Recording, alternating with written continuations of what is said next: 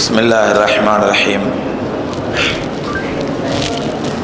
अल्हम्दुलिल्लाहि रब्बिल आलमीन वस्सलातु वस्सलामु अला सय्यिदिल मुरसलीन व अला आलिहि व अस्हाबिहि अजमाइन अम्मा बाद. கண்ணியத்திற்குரிய பெரியோர்களே, சகோதரர்களே, தாய்மார்களே, எல்லாம் வல்ல அல்லாஹ் ரப்புல் ஆலமீனுடைய பேரருளால் பெருங்கிருபையால் புனிதமிக்க ரமலானிலே கண்மணி நாயகம் ரசூலே கரீம் ஸல்லல்லாஹு அலைஹி வஸல்லம் அவருடைய உத்தம தோழர்களுடைய வரலாற்றை தினந்தோறும் கேட்டு வருகின்றோம். அந்த தொடரிலே இன்றைய தினம் நாம் பார்க்க இருக்கின்ற சஹாபி அல்லாஹ்வுடைய தூதர் ஸல்லல்லாஹு அலைஹி வஸல்லம் அவர்களுடைய சஹாபாக்களிலே ஒரு வித்தியாசமான சஹாபி இவர்கள். வித்தியாசமான சஹாபி என்றால்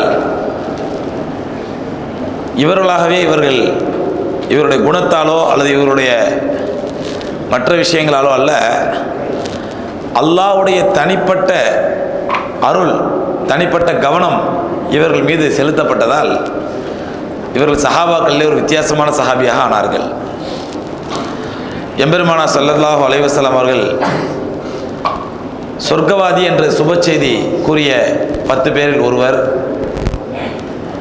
அல்லாஹ்வுடைய மிகப்பெரிய அருளுக்கும் பரக்கத்திற்கும் சொந்தக்காரரான ஹதரத் அப்துர் ரஹ்மான் இப்னு அவுஃப் ரலியல்லாஹு தஆலா அன்ஹு அவருடைய வரலாற்றை இன்றைய தினம் நாம் பார்க்க இருக்கின்றோம். அருமை சகோதரர்களே, அப்துர் ரஹ்மான் இப்னு அவுஃப் ரலியல்லாஹு தஆலா அன்ஹு அவர்களை பொறுத்தவரையிலே எம்பெருமானார் ஸல்லல்லாஹு அலைஹி வஸல்லம் அவர்களுக்கும் அப்துர் ரஹ்மான் இப்னு அவுஃப் ரலியல்லாஹு தஆலா அவர்களுக்கும் சரியாக 10 வயது வித்தியாசம் இருந்தது. ரசூலுல்லாஹி ஸல்லல்லாஹு அலைஹி வஸல்லத்தை விட 10 வயது இளையவர் ஹதரத் அப்துர் ரஹ்மான் இப்னு அவுஃப் ரலியல்லாஹு தஆலா அன்ஹு அவர்கள். ஆனால் பெருமானார் ஸல்லல்லாஹு அலைஹி வஸல்லம் அவர்களை விட 10 ஆண்டுகள் அதிகமாக உலகத்திலே வாழ்ந்து 73 வயதில் தான் அப்துர் ரஹ்மான் இப்னு அவுஃப் ரலியல்லாஹு தஆலா அவர்கள் உலகத்தை விட்டு பிரிந்தார்கள். இவர்கள் முதலாக இஸ்லாத்தை ஏற்றது ஹதரத் அபூபக்கர் சித்திக் ரலியல்லாஹு தஆலா அன்ஹு அவர்கள் மூலமாக. எம்பெருமானார் ஸல்லல்லாஹு அலைஹி வஸல்லம் அவர்கள் இஸ்லாமிய கொள்கைகளை மக்களுக்கு மத்தியில் தாவா செய்ய ஆரம்பித்த ஆரம்பத்திலே ஹதரத் அபூபக்கர் சித்திக் ரலியல்லாஹு தஆலா அவர்கள் அப்துர் ரஹ்மான் இப்னு அவுஃபுக்கு தாவா செய்ததிலே அல்லாஹ் ரப்புல் ஆலமீன் அப்துர் ரஹ்மான் இப்னு அவுஃப் ரலியல்லாஹு தஆலா உள்ளத்தை விசாலமாக்கி இஸ்லாத்தை ஏற்றுக்கொள்ளக்கூடிய ஒரு மிகப்பெரிய பாக்கியத்தை கொடுத்தான். பொதுவாக ஆரம்பத்திலே இவர்கள் பெரிய செல்வந்தர்லாம் கிடையாது, சாதாரண குடும்பத்தில் பிறந்த ஒரு சின்ன வியாபாரி. பிறகு மக்காவிலே இஸ்லாத்தை ஏற்றுக்கொண்டதினால் மற்ற சஹாபாக்களுக்கெல்லாம் என்னென்ன கஷ்டங்கள் சிரமங்கள் ஏற்பட்டதோ அத்தனை கஷ்டங்களும் தியாகங்களும் ஹதரத் அப்துர் ரஹ்மான் இப்னு அவுஃப் ரலியல்லாஹு தஆலா அவர்களுக்கும் ஏற்பட்டது. ஆகவே அல்லாஹ்வுடைய தூதர் ஸல்லல்லாஹு அலைஹி வஸல்லம் அவருடைய உத்தரவுப்படி அபிஷீனியாவுக்கு சென்ற முதல் ஹிஜ்ரத் கூட்டத்திலே ஹதரத் அப்துர் ரஹ்மான் இப்னு அவுஃப் ரலியல்லாஹு தஆலா அவர்களும் அபிஷீனியாவுக்கு ஹிஜ்ரத் செய்தார்கள். ஹிஜ்ரத் சென்று வந்த பிறகு மறுபடியும் 2வது ஹிஜ்ரத்தாக மதீனாவுக்கு செல்லும்படி பெருமானார் ஸல்லல்லாஹு அலைஹி வஸல்லம் உத்தரவிட்டவுடன் மதீனாவுக்கு பெருமானார் ஸல்லல்லாஹு அலைஹி வஸல்லம் உத்தரவை கேட்டு மதீனாவுக்கும் ஹிஜ்ரத் செய்தார்கள். மதீனாவுக்கு செல்லும் பொழுது அவர்கள் கையிலே எந்த விதமான பணமோ காசோ செல்வமோ முன்னேற்பாடுகளோ எதுவுமே இல்லாமல் வெறும் கையாகத்தான் அவர்கள் மதீனாவுக்கு சென்றார்கள். மதீனாவுக்கு சென்றவுடன் அல்லாஹ்வுடைய அருளும் அல்லாஹ்வுடைய கிருபையும் இவர்கள் மீது எந்த அளவுக்கு சொரியப்பட்டது, அல்லாஹ்வுடைய அருள் எந்த அளவுக்கு இவர்களுக்கு கிடைத்தது என்றால், ஒரு கட்டத்தில் இவர்கள் சொல்வார்கள், தமிழில் சொல்லுவாங்க, அவர் தொட்டதெல்லாம் தங்கமாகப்பா அப்படின்னு சொல்லி. இதே வார்த்தை ஹதரத் அப்துர் ரஹ்மான் இப்னு அவுஃப் ரலியல்லாஹு அன்ஹு பிற்காலத்தில் சொன்னார்கள், நான் கல்லுன்னு நினச்சிட்டு ஒன்று தூக்குனா அதுக்கு கீழே தங்கம் இருக்குது, நான் என்ன பண்ணுவேன்? நான் கல்லுன்னு சொல்லி ஏதாவது பொருள் எடுத்தா அதுக்கு கீழே என்ன இருக்குது? தங்கம் இருக்குது, நான் என்ன பண்ணுறது அப்படின்னு வாங்கலாம். அந்த அளவுக்கு பெரிய கஷ்டப்பட்டு சிரமப்பட்டு பெரிய முஸ்தீப் எடுத்து முயற்சிகள் செய்து அப்படியே உலகமே நோக்கம், உலகமே சாஸ்வதம் அப்படிலாம் விழுந்து கிடக்கல. அல்லாஹ்வுடைய அருள் அவருடைய வாழ்க்கையில் எந்த அளவுக்கு அல்லாஹ் பரக்கத்து செய்தான் என்றால், அருமை சகோதரர்களே, சஹாபாக்களே இவர்களை விட மிகப்பெரிய செல்வந்தர் கிடையாது. இவர்களுக்கு எந்த அளவுக்கு செல்வம் அருளப்பட்டது என்றால், சொர்க்கத்தினுடைய சுப செய்தி சொல்லப்பட்ட 10 பேர் அஷரத்துல் முபஷரா, பெருமானார் ஸல்லல்லாஹு அலைஹி வஸல்லம் அவர்களால் சொர்க்கத்து சுப செய்தி சொல்லப்பட்ட 10 பேர். பெருமானார் ஸல்லல்லாஹு அலைஹி சொன்னாங்க, அப்துர் ரஹ்மானே, உம்முடைய சகாக்கள் மற்ற 9 பேர், உம்முடைய சகாக்கள் மற்ற 9 பேர், அவர்கள் அத்தனை பேரும் சொர்க்கத்திற்கு சென்று 500 ஆண்டுகளுக்கு பிறகுதான் நீங்க சொர்க்கத்துக்கு போவீங்க அப்படின்னாங்க. நீங்க சொர்க்கவாதி தான், 10 பேரில் நீங்கள் ஒருத்தர். ஆனால் உங்களுடைய சகோதரர்கள் சகாக்கள் 9 பேர் இருக்கிறாங்களே, அவங்க சொர்க்கத்துக்கு போய் 500 ஆண்டுகளுக்கு பிறகு நீங்கள் சொர்க்கத்துக்கு போவீங்க அப்படின்னாங்க. அப்துர் ரஹ்மான் இப்னு அவுஃப் ரலியல்லாஹு அழுதுட்டாங்க. யார சொல்ல அப்படின்னா பாவம் பண்ணேன்னு சொல்லி. நபி ஸல்லல்லாஹு அலைஹி வஸல்லம், நீ பாவம்லாம் ஒன்றும் பண்ணலை, அல்லாஹ் உங்களுக்கு வாரி வழங்கிய செல்வத்திற்கு நீங்கள் அல்லாஹ்விடத்தில் கணக்கு கொடுத்து விட்டு செல்வதற்கு உங்களுக்கு 500 ஆண்டுகள் ஆகிவிடும். 500 ஆண்டுகள் என்பது அல்லாஹ் ரப்பல் ஆலமீன் திருமறை சொல்கிறான். அல்லாஹ்விடத்திலே ஒரு நாள் என்பது இன்ன யௌமன் இன்தல்லாஹ், அல்லாஹ் குர்ஆனில் சொல்றான், இன்ன யௌமன் இன்தல்லாஹ், அல்லாஹ்விடத்திலே ஒரு நாள் என்பது அல்ஃபி ஸனத்தின் மிம்மா தஅதுன், நீங்கள் கருதக்கூடிய நீங்கள் எண்ணக்கூடிய 1000 ஆண்டுகளுக்கு சமம்ங்கிறான். அப்போ அல்லாஹ்விடத்தில் ஒரு நாள் என்பது 1000 ஆண்டுகள் என்றால், ஹதரத் அப்துர் ரஹ்மான் இப்னு அவுஃப் ரலியல்லாஹு அன்ஹு அரை நாள் பிடிக்கும், கியாமத் நாளில் அரை நாள் பிடிக்கும். அதுதான் பெருமானார் ஸல்லல்லாஹு அலைஹி வஸல்லம் எப்படி சொன்னாங்க, 500 ஆண்டுகள்னாங்க. அப்போ அந்த 500 ஆண்டுகள் ஹதரத் அப்துர் ரஹ்மான் இப்னு அவுஃப் ரலியல்லாஹு அன்ஹு கழித்து சொர்க்கத்துக்கு செல்லக்கூடிய அளவுக்கு அவருக்கு அல்லாஹ் சுப்ஹானஹு வ தஆலா சொர்க்க நியாமத்தை, செல்வத்தை வாரி வழங்கியிருந்தான். இவ்வளோ பெரிய செல்வம், இப்படி அபரிமிதமான செல்வம், சஹாபாக்கள்லேயே இவங்கள மாதிரி பணக்காரர் யாரும் கிடையாது என்று சொல்லக்கூடிய அளவுக்கு அல்லாஹ் செல்வத்தை எப்படி கொடுத்தாண்டா, சகோதரர்களே 33 வயசுல அல்லது 35 வயசுல மக்காலேருந்து மதீனாவுக்கு போகிறாங்க, எந்த விதமான கையில் காசு இல்லாமல். மதீனாவுக்கு போன உடனே பெருமானார் ஸல்லல்லாஹு அலைஹி வஸல்லம் அவர்கள் ஹதரத் சயீத் பின் ரபியா ரலியல்லாஹு தஆலா என்ற சஹாபியை, அன்சாரி சஹாபியை இவர்களுக்கு சகோதரராக அமைச்சு கொடுத்துட்றாங்க. ரசூலுல்லாஹ்வுடைய இயல்பு, மதீனா ஒரு முஹாஜிரி ஒரு அன்சாரியும் சகோதரர் அமைச்சு கொடுப்பாங்களே, அந்த மாதிரி இவங்க முஹாஜிரா போகிறாங்க. இவர்களுக்கு சகோதரராக சயீத் பின் ரபியா ரலியல்லாஹு தஆலா அவர்களை அமைச்சு கொடுக்குறாங்க. அந்த சயீத் பின் ரபியா ரலியல்லாஹு தஆலா அவர்கள் அவங்க மதீனால நல்ல ஒரு செல்வந்தரான சஹாபி, நல்ல செல்வ வளமை படைத்தவர்கள். இவங்க தனக்கு கிடைத்த சகோதரப்பா சொல்கிறாங்க, சகோதரரே, ரசூலுல்லாஹி ஸல்லல்லாஹு அலைஹி வஸல்லம் உங்களை வந்து எனக்கு சகோதரர் ஆக்கிட்டாங்க. இந்த நிலையில் நான் வந்து உங்களுக்கு சகோதரராக அன்பாக முகப்பத்தராக இருக்கிறேன். என்னுடைய வீடு 2 வீடு இருக்குது. அந்த 2 வீட்டில் ஒரு வீட்டை 2 வீட்டை நீங்கள் பாருங்கள், உங்களுக்கு எந்த வீடு பிடித்தமோ அதை நான் உங்களுக்கு அன்பளிப்பாக கொடுத்துட்றேன். அதே மாதிரி என்னுடைய செல்வங்கள், என்னுடைய நிலப்பொருள்கள் இருக்குது, அது எல்லாத்தையும் பாருங்கள், நானே கூப்பிட்டு போகிறேன். எந்தெந்த சொத்து எந்தெந்த நிலம் உங்களுக்கு பிடித்தமானதை சொல்லுங்கள், அதெல்லாம் உங்களுக்கு கொடுத்துட்றேன்.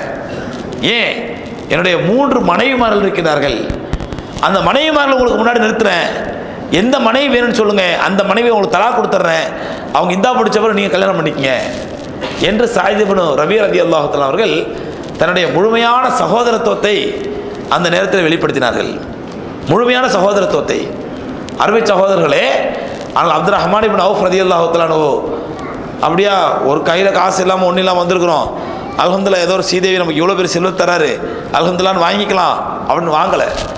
சொன்னாங்க, ஜஸாக் அல்லாஹ் உங்களுக்கு நல்ல கூலி கொடுப்பான், அல்லாஹ் உங்களுக்கு பரக்கத் செய்யட்டும், எனக்கு கடை வீதி எதுன்னு காட்டுங்க அப்படின்னாங்க. நான் ஏதாவது பிழைச்சிக்கணும்னு சொன்னேன், எனக்கு கடை வீதியை மட்டும் காட்டுங்க அப்படின்னாங்க.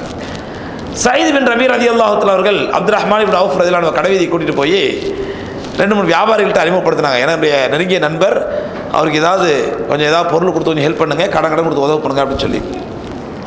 உடனே என்ன பண்ணாங்க, அந்த அறிமுகம் கிடச்சோன்னா ஒரு கடையில் கடனாக ஒரு பொருள் வாங்கினாங்க, திரும்ப கொடுத்தாங்க, திரும்ப வாங்கினாங்க, திரும்ப விற்றாங்க. இப்படி 2-3 வியாபாரம் பண்ணாங்க. அல்ஹம்துலில்லாஹ் அன்னைக்கு சாயந்தரம் திரும்ப வரும்போது கொஞ்சம் தயிரும் கொஞ்சம் பன்னீர் பாலடை கட்டி, அது என்ன சொல்லுதுங்க, பன்னீர் தானே சொல்கிறது, பன்னீர் புழக்கம் நம்மள்ட்ட அதிகமாக இல்லை, வடநாட்டில் பன்னீர் அதிகமாக புழங்குவாங்க. பன்னீரை சால்னாலாம் போட்டு செய்வாங்க. அந்த பாலடை கட்டின்னு சொல்லுவோம். கொஞ்சம் தயிரும் பாலடை கட்டியும் இவங்களுக்கு லாபமாக கிடைக்குது. ஏன்னா அந்த காலத்தில் பண்டம் மாற்று தானே, ஒரு பண்டத்தை கொடுத்துட்டு இன்னொரு பண்டம் மாற்றுவாங்க, இன்னொரு பண்டத்தை இன்னொரு பண்டம் மாற்றுவாங்க. பண்டம் மாற்று கிடச்சிது, அல்ஹம்துலில்லாஹ் எடுத்துகிட்டு வந்துட்டாங்க. 2வது நாள் என்ன பண்ணாங்க, அந்த தயிரையும் பன்னீரையும் விற்று முறையான வியாபாரம் பண்ண ஆரம்பித்தாங்க. முதல் நாள் யார் யார் கடன் கொடுத்தாங்களோ அந்த கடனை அடைச்சிட்டாங்க. அடுத்த நாள் கொஞ்சம் கொஞ்சமாக அல்லாஹ் ரப்பல் ஆலமீன் எந்த அளவுக்கு இவர்களுக்கு பரக்கத் செய்ய ஆரம்பிச்சிட்டாங்கன்னு சொன்னால் சகோதரர்களே, கொஞ்ச நாட்களிலேயே இவங்க கல்யாணம் பண்ண ஆசை வந்த உடனே ஒரு அன்சாரி பெண்மணியை பார்த்து அன்சாரி பெண்மணியை மனம் பேசுகிறாங்க. மனம் பேசி கல்யாணம் முடிச்சிடுறாங்க. ஹதரத் அப்துல் ரஹ்மான் இப்னு அவுஃப் ரலியல்லாஹு அன்ஹு கல்யாண முறை நம்ம கேள்விப்பட்டிருப்போம் பல கல்யாண பயான்களில். ரப்புல் ஆலமீன் ரிஸ்க் கொடுக்கணும்னு முடிவிட்டாண்டா சகோதரர்களே, எப்படி ரிஸ்க் கொடுப்பான் அல்லாஹ்? அவனுக்கு எந்த விதமான ஒரு காரியம் வியாபாரம் இப்படி தான் இருக்கணும் அப்படி தான் இருக்கணும் இல்லை. ரிஸ்க் கொடுக்கணும்னு முடிவு பண்ணாடா அல்லாஹ் சுப்ஹானஹு வ தஆலா எப்படியும் கொடுப்பான் ரிஸ்க். ஒரு காலத்தில் எனக்கு தெரிஞ்ச நண்பர்கள் இங்கே இந்த அடையாறு தாண்டி அந்த இப்போ ஓஎம்ஆர்னு வச்சுருக்காங்க பாருங்கள், ஓல்டு மகாபலிபுரம் ரோடு. அப்போ அது ஒத்தையடி ரோடு. எனக்கு தெரிஞ்சு நான் ஒரு 15-20 வருஷத்துக்கு முன்னாடி ஒரு வண்டி போனால் இன்னொரு வண்டி ரோட்டோட கீழே இறங்கிடணும். அப்போ நான் அங்கே இப்போ அந்த தரமணியில் ஒரு பாலிடெக்னிக் இருக்குது, கவர்மெண்ட் பாலிடெக்னிக். நான் படிக்கும்போது அந்த பாலிடெக்னிக் சேர்றதுக்காண்டி அப்ளிகேஷன் வாங்குறதுக்கான அந்த ரோட்டில் போயிருக்கேன். அப்போது அந்த தரமணி அந்த திருவான்மையூரை தாண்டிட்டா அதுக்கப்புறம் பார்த்தீங்கன்னா சுப்ஹானல்லாஹ் வங்காடு, வெறும் வயலும் காடுமாக தான் இருக்கும்.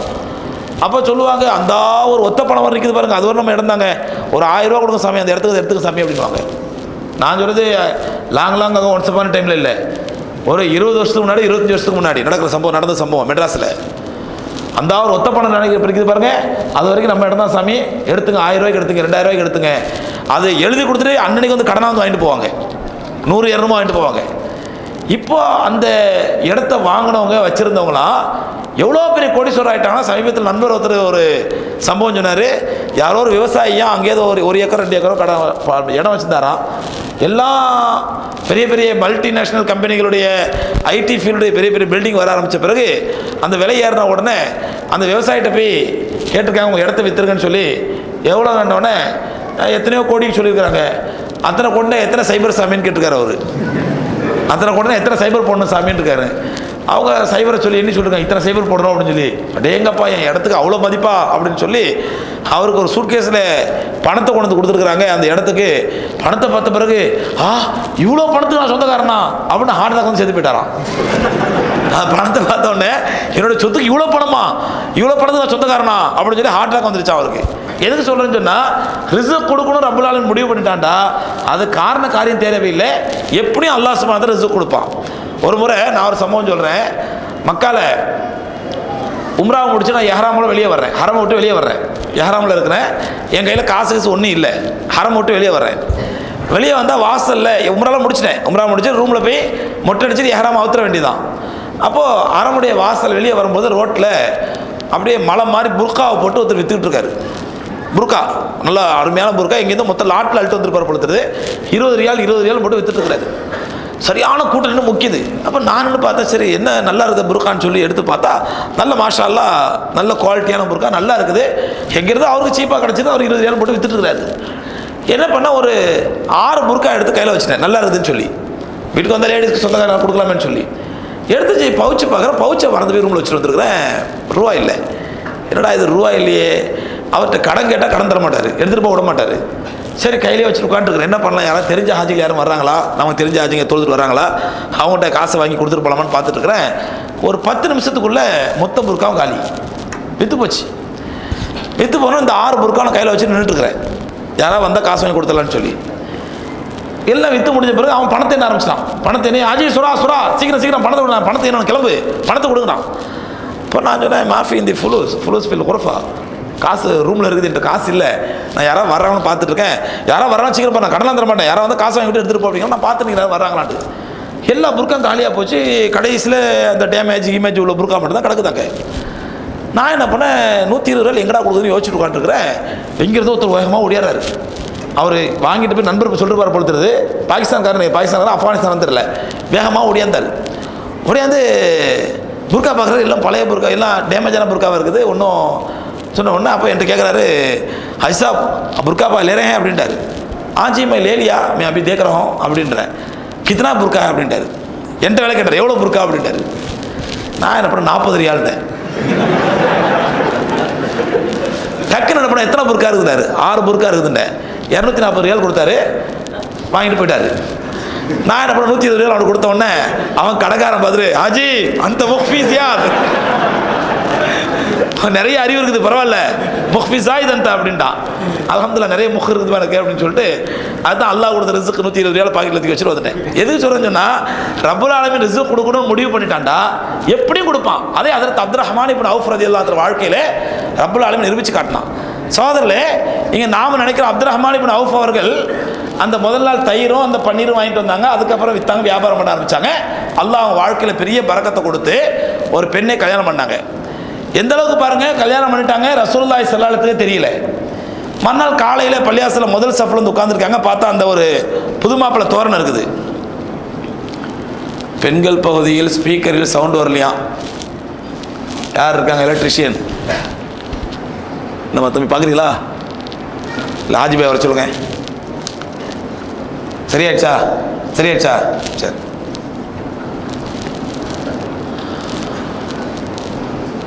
முதல் சஃப்ல ஹஜ்ரத் அப்துர் ரஹ்மான் இப்னு அவுஃப் ரலியல்லாஹு உட்கார்ந்துருக்காங்க. நபி ஸல்லல்லாஹு அலைஹி பார்க்குறாங்க, அந்த புது மாப்பிள்ளைக்குள்ள ஒரு தோரணம் இருக்கும்ல, அந்த முகத்தில் ஒரு சந்தோஷம், அந்த மாதிரி பார்த்தோன்னே என்ன அப்துர் ரஹ்மான் ஒரு மாதிரி மினுமினுப்பாக இருக்கீங்களா, என்ன செய்தினோன்னு யாரை சொல்லலாம், ராத்திரி கல்யாணம் ஆயிடுச்சு அப்படின்னாங்க. உடனே நபி ஸல்லல்லாஹு அலைஹி பண்ணாங்க, அப்படியா கல்யாணம் ஆயிடுச்சா, எவ்வளோ மகர் கொடுத்த அப்படின்னாங்க. யாரை சொல்லலாம், ஒரு பேரிச்சம்பளம் அளவுக்கு தங்கத்தை மகராக கொடுத்தேன், ஒரு பேரிச்சம்பளம் உருண்ட அளவுக்கு தங்கத்தை மகராக கொடுத்தேன் அப்படின்னு நபி ஸல்லல்லாஹு அலைஹி பண்ணாங்க. அவுலி முலபி ஷாத்தின், அப்துர் ரஹ்மானே ஒரு ஆட்டையாவது அறுத்து வலிமா போடுங்கள் அப்படின்னாங்க. அதுக்கப்புறம் அப்துர் ரஹ்மான் இப்னு அவுஃப் ரலியல்லாஹு தஆலா அவர்கள் வலிமா கொடுத்தார்கள். இப்படி இவருடைய வாழ்க்கை ஆரம்பமாகின்றது பெருமானார் ஸல்லல்லாஹு அலைஹி வஸல்லம் அவருடைய முன்னிலையிலே.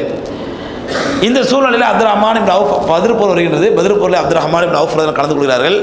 ஒரு மிகச்சிறந்த தன்னுடைய வீரதீரத்தை நிரூபிக்கிறார்கள். அதில் ஒரு சம்பவம் சொல்கிறாங்க. அப்துர் ரஹ்மான் அவர்கள் ரலியல்லாஹு தஆலா அன்ஹு அவங்க வேகமாக வாழை சொல்லிட்டு அங்கேயும் ஓடிட்டு இருக்கிறாங்க. அந்த நேரத்தில் வேகமாக ஓடுற நேரத்தில் ஒரு சின்ன பையன் அவங்க ஜுப்பாவை பிடிச்சி இப்படி இழுக்கிறான், சட்டையை பிடிச்சி இழுக்கிறான். இழுச்சி, யா அம்மி சச்சா சச்சா அப்படிங்கிறான். என்னப்பா அப்படின்னா, இங்கே அபூஜஹல் யாரு? ஒரு சின்ன பையன். அபூஜஹல் யாரு? அபூஜஹலா என்ன விஷயம்? இல்லை நான் கேள்விப்பட்டிருக்கிறேன், அவன் மக்களை வந்து ரசூலுல்லாஹி ஸல்லல்லாஹு அலைஹி வஸல்லம் கடுமையான தொந்தரவு கொடுத்துருக்கான், கடுமையான ரசூலுல்லாஹ்வுக்கு வேதனை கொடுத்துருக்கான்னு கேள்விப்பட்டிருக்கேன். அதனால் இங்கே நான் அவனை பார்த்தனா நானே கொல்லான்னு பார்க்குறேன் அப்படின்னாங்க. அதுக்கப்புறம் தான் அப்துர் ரஹ்மான் திரும்பி பார்க்குறாங்க, யார்? அதெல்லாம் ஏதோ அவன் பேசிட்டு அவங்க பார்த்துட்டே இருக்காங்க, போர்க்களத்தை பார்த்துட்டு இருக்காங்க, கையில் வாள் இருக்குது, நானே கொல்ல போகிறேன்னு திரும்பி பார்க்குறாங்க. அந்த பையனோட வாள் உயரமாக இருக்குது, அந்த பையனோட வாள் உயரமாக இருக்குது. உடனே அப்படி நீ கொல்ல போறியா? அவன் நான் கொல்ல போகிறேன் அபூஜஹலை. அப்துர் ரஹ்மான் ரலியல்லாஹு அந்த சின்ன பையனுடைய வீரத்தை பார்த்துட்டு யோசிச்சுட்டு இருக்காங்க. அதுக்குள்ளே இந்த பக்கம் ஒரு பையன் பிடிச்சி இழுத்து சச்சா சச்சா அப்படிங்கிறான். ஐயா ஆமாம், அரபுகள் வந்து வயதில் மூத்தவரை நம்ம பாய்ங்கிறோம் இல்லையா, அந்த மாதிரி அவங்க சச்சாங்குவாங்க. என்னப்பா என்ன விஷயம்? அதே மாதிரி அபூஜஹல் யாரு? உனக்கு என்ன அபூஜஹல்கிட்ட இந்த மாதிரி ரசூலுல்லாஹ்வை ரொம்ப வேதனை கொடுத்துருக்கானோ அவனை கொல்ல போகிறேன். அப்துர் ரஹ்மான் இப்னு அவுஃப் ரலியல்லாஹு ரெண்டு பேருடைய ரெண்டு பிள்ளைங்களுடைய இதை பார்த்து ஆச்சரியப்படுறாங்க. பேசிட்டு இருக்கும்போது அந்த நேரத்தில் அபூஜஹல் ஒட்டகத்தில் வேகமாக வர்றான். ஹஜ்ரத் அப்துர் ரஹ்மான் ரலியல்லாஹு தஆலா அறிவிக்க சொல்கிறாங்க, பிற்காலத்தில் நான் அந்த ரெண்டு பிள்ளைகளுக்கு அந்த அபூஜஹல் அப்படின்னு காட்டுறதா மிச்சம், கூண்டிலிருந்து விடுபட்ட சிட்டுக்குருவிகளை மாதிரி ரெண்டு பேரும் வேகமாக பறந்து போக ஆரம்பித்தாங்க. ஏன்னா அந்த ரெண்டு பிள்ளைங்களும் போய் என்ன பண்ண போகிறாங்க அபூஜஹலை அப்படின்னு பார்த்தா, ஏன்னா அவன் அவ்வளோ உயரமான ஒட்டகத்தில் அதுக்கு மேலே அப்படி கம்பீரமாக உட்காந்துருக்கிறான், அப்படியே போர்க்களத்தை வளம் வந்துட்டு இருக்கிறான். இந்த ரெண்டு சின்ன பிள்ளைங்க வாழை விட ஹைட்டு கம்மியாக இருக்குது, இருக்கிற கையில் இருக்க வாழை இழுத்துட்டு ஓடுதுங்க ரெண்டும். அப்துர் ரஹ்மான் ரலியல்லாஹு தஆலா ஆச்சரியமாக சொன்னான், அப்போ தான் நான் அன்சாரிகளுடைய வீரத்தையும் பெருமானார் ஸல்லல்லாஹு அலைஹி வஸல்லம் மீது அவர்கள் வைத்திருந்த முஹப்பத்தையும் பார்த்தேன். ஏன்னா இவங்க வந்து முஹாஜிர், எங்கேருந்து மக்கள்லேருந்து வந்தவங்க. இந்த ரெண்டு சின்ன பிள்ளைங்க அன்சாரிங்க, மதீனத்து பிள்ளைங்க. அவங்க ரசூலுல்லாஹ் இது அபூஜஹல்லாம் பார்த்ததே கிடையாது. அப்போ தான் முதல்ல போர்க்களத்துக்கு அபூஜஹல் வந்திருக்கிறான். அப்போது பார்த்த உடனே அந்த ரெண்டு பிள்ளைகளும் அப்படியே வீறிட்டு பாஞ்சு அப்துர் ரஹ்மான் ரலியல்லாஹு பார்த்துட்டு இருக்கிறாங்க. அப்படியே மலைச்சு போய் என்ன பண்ண போகுது இந்த பிள்ளைங்க, பாவிங்க இந்த பிள்ளைகளை வெட்டிக்கிட்டு கொண்டு கூடாது அப்படின்னு ஆச்சரியப்பட்டிருக்கிறாங்க.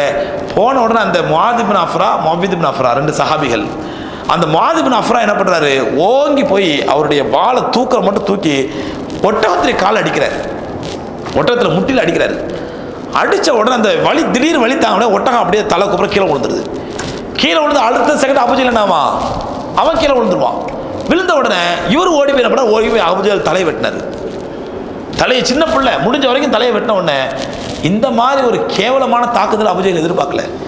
எவ்வளோ பெரிய மாவீரன், எவ்வளோ பெரிய பஹாதுர், எவ்வளோ பெரிய ஒரு ஆற்றல் மிக்கவனாக இருந்தால் மக்கால அந்த அபூஜஹலுக்கு கடைசியில் நிலைமை ரெண்டு சின்ன பிள்ளைங்க கையால் சாவக்கூடிய ஒரு இழிநிலையை ரப்புல் ஆலமீன் கொடுத்தான். கடைசியில் ஆனால் உயிர் போகலாம், உயிர் பத்ர் போரில் உயிர் போகலை. அவன் முணங்கிட்டு கிடக்கிறான். அப்போ தான் அப்துல்லா இப்னு மசூத் ரலியல்லாஹு தஆலா அன்ஹு அவன் நெஞ்சு மேலே ஏறி பார்க்குறாங்க. இது அப்படியே போர்க்களத்தை சுற்றிட்டு வரும்போது அபூஜஹல் முணங்கிட்டு கிடக்கிறான். அட பாவி, அல்லாஹ்வோட எதிரி இன்னும் நீ சாவலியா அப்படின்னு என்ன பண்ணுறாங்க, நெஞ்சுக்கு மேலே ஏறி உட்காந்து அவன் கழுத்தை அறுக்கப்படுறாங்க. அந்த நேரத்தில் அபூஜஹல் சொல்கிறான், எடச்சியின் மகனே, நீ ஏறி உட்கார்ந்திருக்கும் இடம் உயர்ந்த இடம் அப்படின்றான். ஏன்னா அப்துல்லா இப்னு மசூத் ரலியல்லாஹு அன்ஹு ஒரு இடையர் குலத்தை சார்ந்தவங்க, ஆடு மாடு மேய்க்கக்கூடிய இடையர் குலத்தை சேர்ந்தவங்க, ரொம்ப மக்கால ரொம்ப அற்பமான மனிதர்களாக கருதப்பட்டவர்கள். அதுதான் அபூஜஹல் சொல்கிறான், எடச்சியின் மகனே, நீ ஏறி உட்கார்ந்திருக்கும் இடம் மிக உயர்ந்த இடம், ரொம்ப உயர்ந்த இடத்துல என் நெஞ்சு மேலே உட்காந்துருக்கு நீங்கள் ஞாபகத்தில் வச்சுக்கண்ணா. அப்துல்லா இப்னு மசூத் ரலியல்லாஹு தஆலா அவர்கள் அவன் கழுத்தை வெட்டி ரசூலுல்லாஹ்ட்ட கொண்டு வந்தாங்க. இந்த அப்துர் ரஹ்மான் இப்னு அவுஃப் ரலியல்லாஹு தஆலா வாழ்க்கையில் இந்த சின்ன பிள்ளைகள், இந்த அன்சாரி சிறுவர்கள் நடந்து கொண்ட இந்த சம்பவம் அவருடைய வாழ்க்கையிலே ஒரு பெரிய ஒரு உணர்வை ஏற்படுத்தியது. அன்சாரிகள் மீது ஒரு அபரிமிதமான மரியாதையை அதற்கு அப்துர் ரஹ்மான் இப்னு அவுஃப் ரலியல்லாஹு ஏற்படுத்தி சொல்லி பின்னாடி அப்துர் ரஹ்மான் இப்னு அவுஃப் சொல்கிறாங்க. அதே மாதிரி உஹது போரில் இருக்கும் பொழுது அதற்கு அப்துர் ரஹ்மான் ரலியல்லாஹு தஆலா அவருக்கு எந்த அளவுக்கு கடுமையான வீரதீரமாக போரிட்டாங்கன்னு சொன்னால், அவருடைய உடலிலே போர் முடிந்த பிறகு உடலில் உள்ள காயங்களை என்றாங்க 20க்கும் மேற்பட்ட காயங்கள் அதற்கு அப்துர் ரஹ்மான் ரலியல்லாஹு உள்ளத்தில் இருந்துச்சு, உடலில் இருந்துச்சு. அதனால் அவருடைய ஒரு காலும் நொண்டியாயிடுச்சு. கடைசி வரைக்கும் அது குணமாக்க முடியல. பிற்காலத்தை சந்தோஷப்படுவாங்களாம், நான் இன்ஷா அல்லாஹ் சொர்க்கத்திலும் நொண்டியாகவே நடமாடி கொண்டிருப்பேன், எனக்கு அல்லாஹ் என் காலம் இந்த உலகத்தில் நொண்டியாக்கிட்டதுனால சொர்க்கத்திலும் நான் நொண்டியாக நடமாடி கொண்டிருப்பேன் அப்படின்னு பெருமைப்படுவாங்களாம். அந்த அளவுக்கு உஹது போரில் அவருடைய ஒரு கால் பாதிக்கப்பட்டுச்சு. அதற்கு பிறகு பெருமானார் ஸல்லல்லாஹு அலைஹி வஸல்லம் தூமத்துல் ஜந்தல் ஹிஜ்ரி 3ல் தூமத்துல் ஜந்தல் என்ற ஒரு போர் வருது. அந்த போருக்கு பெருமானார் ஸல்லல்லாஹு அலைஹி வஸல்லம் அவர்கள் அப்துர் ரஹ்மான் இப்னு அவுஃப் ரலியல்லாஹு தஆலா அனுப்புகிறாங்க.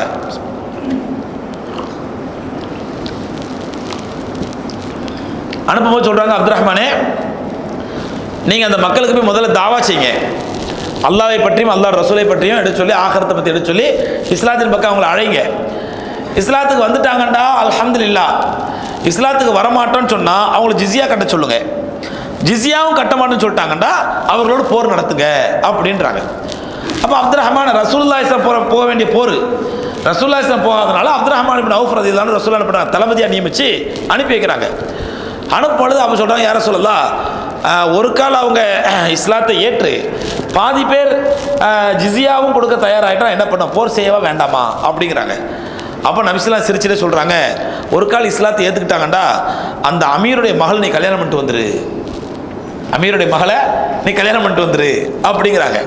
அந்த மாதிரி சகோதரர்களே, அல்லாஹ்வுடைய தூதர் ஸல்லல்லாஹு அலைஹி வஸல்லம் சொன்ன மாதிரியே அப்துர் ரஹ்மான் இப்னு அவுஃப் போய் அந்த மக்களுக்கு தாவா செய்கிறாங்க. அந்த மன்னர் முதல் கொண்டு அந்த கபிலா தலைவர் முதல் கொண்டு பெரும்பாலான மக்கள் இஸ்லாத்தை ஏற்றுக்கொள்கிறார்கள், கபூல் செய்கிறார்கள். இவங்களுடைய எளிமையான அணுகுமுறை, அழகான தாவா, அற்புதமான பிரச்சாரம், அற்புதமான அந்த அணுகுமுறை, இதெல்லாம் சேர்ந்து அவர்கள் உள்ளத்தில் இஸ்லாத்தின் மீது அந்த தூமத்துல் ஜந்தல் பகுதியெல்லாம் பெரும்பாலும் கிறிஸ்தவர்கள், அவங்கெல்லாம் கிறிஸ்தவர்கள். அவங்களுடைய உள்ளத்தில் அல்லாஹ் இஸ்லாத்தை பற்றிய ஒரு அபரிவிதமான நம்பிக்கையை ஏற்படுத்தி எல்லோருமே இஸ்லாத்தை ஏற்றுக்கொள்கிறார்கள். ஒரு சில பேர் மட்டும் இஸ்லாத்தை ஏற்றுக்க மாட்டேன்னு சொன்னோடனே அப்போ அவங்கள்ட்ட ஜிஸியா வரி கேட்குறாங்க, ஜிஸியா கொடுத்து தயாராகிறாங்க. பெருமானார் ஸல்லல்லாஹு அலைஹி வஸல்லம் அவர்கள் சொன்னபடியே அந்த மன்னர்கிட்ட போய் மகளை கல்யாணத்துக்கு கேட்குறாங்க, உங்கள் மகளை நான் கல்யாணம் பண்ணிக்கிறேன் ஏற்றுக்கலான்னு சொல்லி. அங்கே தங்கியிருந்த நாட்களில் அப்துர் ரஹ்மான் ரலியல்லாஹு தஆலாவுடைய அந்த ஒழுக்கங்கள், அந்த அதபுகள், அந்த அழகான அணுகுமுறை, ரொம்ப சாஃப்ட் கேரக்டர், யாரும் அப்ரோச் பண்ணுற முறை, இதெல்லாம் பார்த்தோன்னா அந்த தலைவருக்கே, கபிலாவுடைய தலைவருக்கே பிடிச்சி போச்சு. அவருடைய மகளை அப்துர் ரஹ்மான் இப்னு அவுஃப் ரலியல்லாஹு கல்யாணம் பண்ணிடுறாங்க. ரெண்டாவது கல்யாணம் செஞ்சுட்டு அதற்கு அப்துர் ரஹ்மான் ரலியல்லாஹு வர்றாங்க. இப்படி வந்த பொழுது இப்படியே பெருமானார் ஸல்லல்லாஹு அலைஹி வஸல்லத்தோடு அவங்களுடைய வாழ்க்கை ஒரு ஐக்கியமான அற்புதமான வாழ்க்கையாக போயிட்டு இருக்குது. இந்த நேரத்தில் ஃபத்தஹே மக்கா நடைபெறுது. இந்த ஃபத்தஹே மக்காவுக்காக பெருமானார் ஸல்லல்லாஹு அலைஹி வஸல்லம் மக்காவுக்கு வந்த நேரத்தில் ஹாலித் இப்னு வலீத் ரலியல்லாஹு தஆலா அன்ஹுக்கும் அப்துர் ரஹ்மான் இப்னு அவுஃப் அவர்களுக்கும் ஒரு மிகப்பெரிய ஒரு வாக்குவாதம் ஆகிடுது. ஏன்னா ஹாலித் இப்னு வலீத் ரலியல்லாஹு தஆலா கடைசி காலத்தில் அப்போ தான் இஸ்லாத்தை ஏற்றுருந்தவங்க, அதில் இஸ்லாத்தை ஏற்றுக்கல. உஹது போர்லாம் அவங்க தான் முஸ்லீம்களுக்கு எதிராக காஃபிர்கள் தலைமை தாங்கி ஒரு மிகப்பெரிய சேதத்தை ஏற்படுத்தியவர்கள். பிற்காலத்தில் அல்லாஹ் அவர்களுக்கு ஹிதாயத்தை கொடுத்து ஹாலித் இப்னு வலீத் ரலியல்லாஹு தஆலா இஸ்லாத்தை ஏற்றுக்கிறாங்க. அப்போ அந்த நேரத்தில் ஃபத்தஹே மக்கா நேரத்தில் ஹாலித் இப்னு வலீத் ரலியல்லாஹு தஆலா அவர்கள் ஒரு மனிதரை கொலை பண்ணிடுறாங்க. அந்த கொலை செஞ்சவர் யார் அப்படின்னா அப்துர் ரஹ்மான் இப்னு அவுஃப் ரலியல்லாஹு தந்தையை கொலை பண்ணவன். ஆனால் அவர் பிற்காலத்தில் இஸ்லாத்தை முஸ்லீமாக மாறிடுறாரு. ஆனால் இது தெரியாமல் ஹாலித் இப்னு வலீத் கொலை பண்ணிடுறாங்க. அது சஹாபாக்கள் சர்ச்சையாயிடுது. அந்த நேரத்தில் அப்துர் ரஹ்மான் இப்னு அவுஃப் ரலியல்லாஹு அன்ஹு ஹாலிதிட்ட கடுமையாக கடிஞ்சு பேசுகிறாங்க, ஹாலிதே நீங்கள் ஒரு பெரிய தப்பு பண்ணிட்டீங்க. அப்போ ஹாலித் சொல்கிறாங்க, நான் கொலை பண்ண சாதாரண ஆள் இல்லை, உன்னோட தந்தையை கொன்றவன், உன்னை தந்தை யார் கொண்டு அவனை தான் நான் கொலை பண்ணேன் அப்படின்னு இவங்களை சமாதானப்படுத்துறாங்க. அப்போ அப்துல் ரஹ்மான் இப்னு அவுஃப் சொல்றாங்க, என் தந்தையை கொன்றவங்க முக்கியம் இல்லை, நீ கொண்ட ஒரு முஸ்லீமை கொலை பண்ணிட்டீங்க.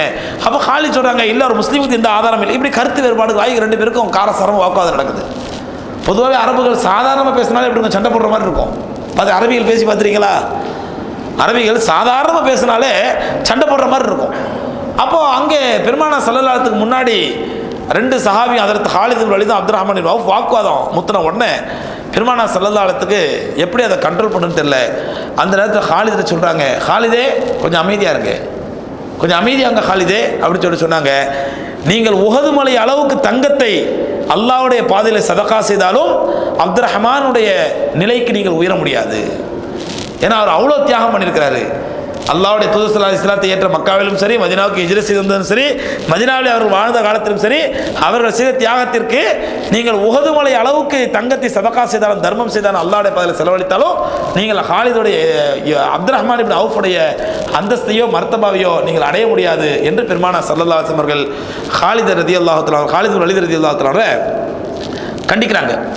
பிற்காலத்து சகோதரர்களே, அல்லாஹ் ரப்பல் ஆலமீன் அவர்களுக்கு எவ்வளோ சதக்கா எவ்வளோ செல்வத்தை மாறி வழங்கினதுக்கு என்ன காரணம்னு பார்த்தீங்கன்னா, நாம் நினைக்கிறோம் ஹஜ்ரத் இப்போ அவங்க எவ்வளோ என்னென்ன சதக்கா பண்ணிருக்காங்க ஒரு சில உதாரணம் உங்களுக்கு சொல்கிறேன். சொல்லலாம் விடிய சொல்லிட்டு இருக்கலாம். ஒரு சில உதாரணம் சொல்கிறேன். சொல்லும்போது நம்ம உள்ளத்தில் வரும், இன்ஷா அல்லாஹ் அல்லாஹ் ரப்பல் ஆலமீன் எனக்கு அந்த மாதிரி செல்வத்தை கொடுத்தா நான் என்ன பண்ணுவேன் அல்லாஹ்வுடைய பாதையில் சதக்கா பண்ணுவேன், தர்மம் பண்ணுவேன், அல்லாஹ் தீனுக்காண்டி செலவழிக்கலாம் அப்படிங்கிற எண்ணம் வர்றது இயல்பு. அப்படிங்கிற எண்ணம் வர்றது இயல்பு. ஏன்னா அதை பார்க்கும்போது அல்லாஹ் நமக்கு அந்த மாதிரி செல்வத்தை கொடுத்தா நம்மளும் சதகா பண்ணலாமேன்னு சொல்லி. ஏன்னா பெருமானா ஸல்லல்லாஹு அலைஹி வஸல்லம் சொன்னாங்க, அதாவது ஒருவருக்கு அதாவது 2 பேருடைய விஷயத்திலே தவிர பொறாமைப்படுறது மார்க்கத்தில் அனுமதி இல்லை.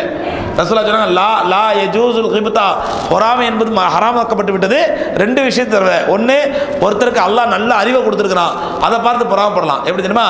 அல்லாஹ் எனக்கு இவரை மாதிரி அறிவை கொடுத்தா நானும் இவரை மாதிரி இந்த அறிவை அல்லாஹ்வுடைய மார்க்கத்துக்கு பயன்படுத்துவேனே அப்படின்னு ஒருத்தரை பார்த்து என்ன பண்ணலாம், ஆசைப்படலாம்.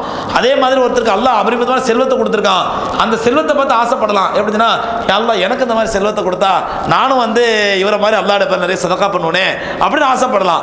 அப்போ இந்த மாதிரி இதை தவிர வேற எந்த விஷயத்திற்கும் மற்றவருடைய உயர்ந்த நிலையை பார்த்தோ, ஒருத்தர் அழகா இருக்காரு, அல்லாஹ் இவரை மாதிரி நானும் அழகா இருந்தா நானும் 4 கல்யாணம் பண்ணுவேனே அப்படின்னு ஆசைப்படக்கூடாது. அப்போ இந்த 2 விஷயத்தில் மட்டும்தான் ரசூலுல்லாஹ் அனுமதி கொடுத்தாங்க.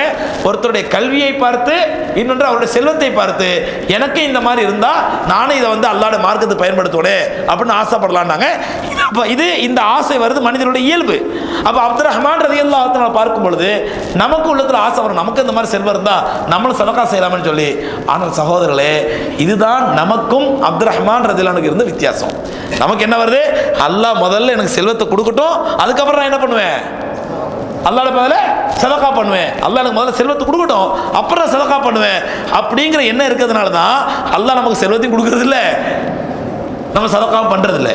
ஆனால் அப்துல் ரஹ்மான் இப்னு அவுஃப் ரலியல்லாஹு அன்ஹு இந்த மாதிரி எண்ணம் இல்லை. அல்லாஹ் எனக்கு கொடுத்தா நான் சதகா பண்ணுவேன் அப்படின்னு நினைக்கல. தபூக் யுத்தத்தின் பொழுது பெருமானா ஸல்லல்லாஹு அலைஹி வஸல்லம் அவர்கள் கடுமையான வறுமை, கடுமையான பஞ்சம், கடுமையான பண தேவை.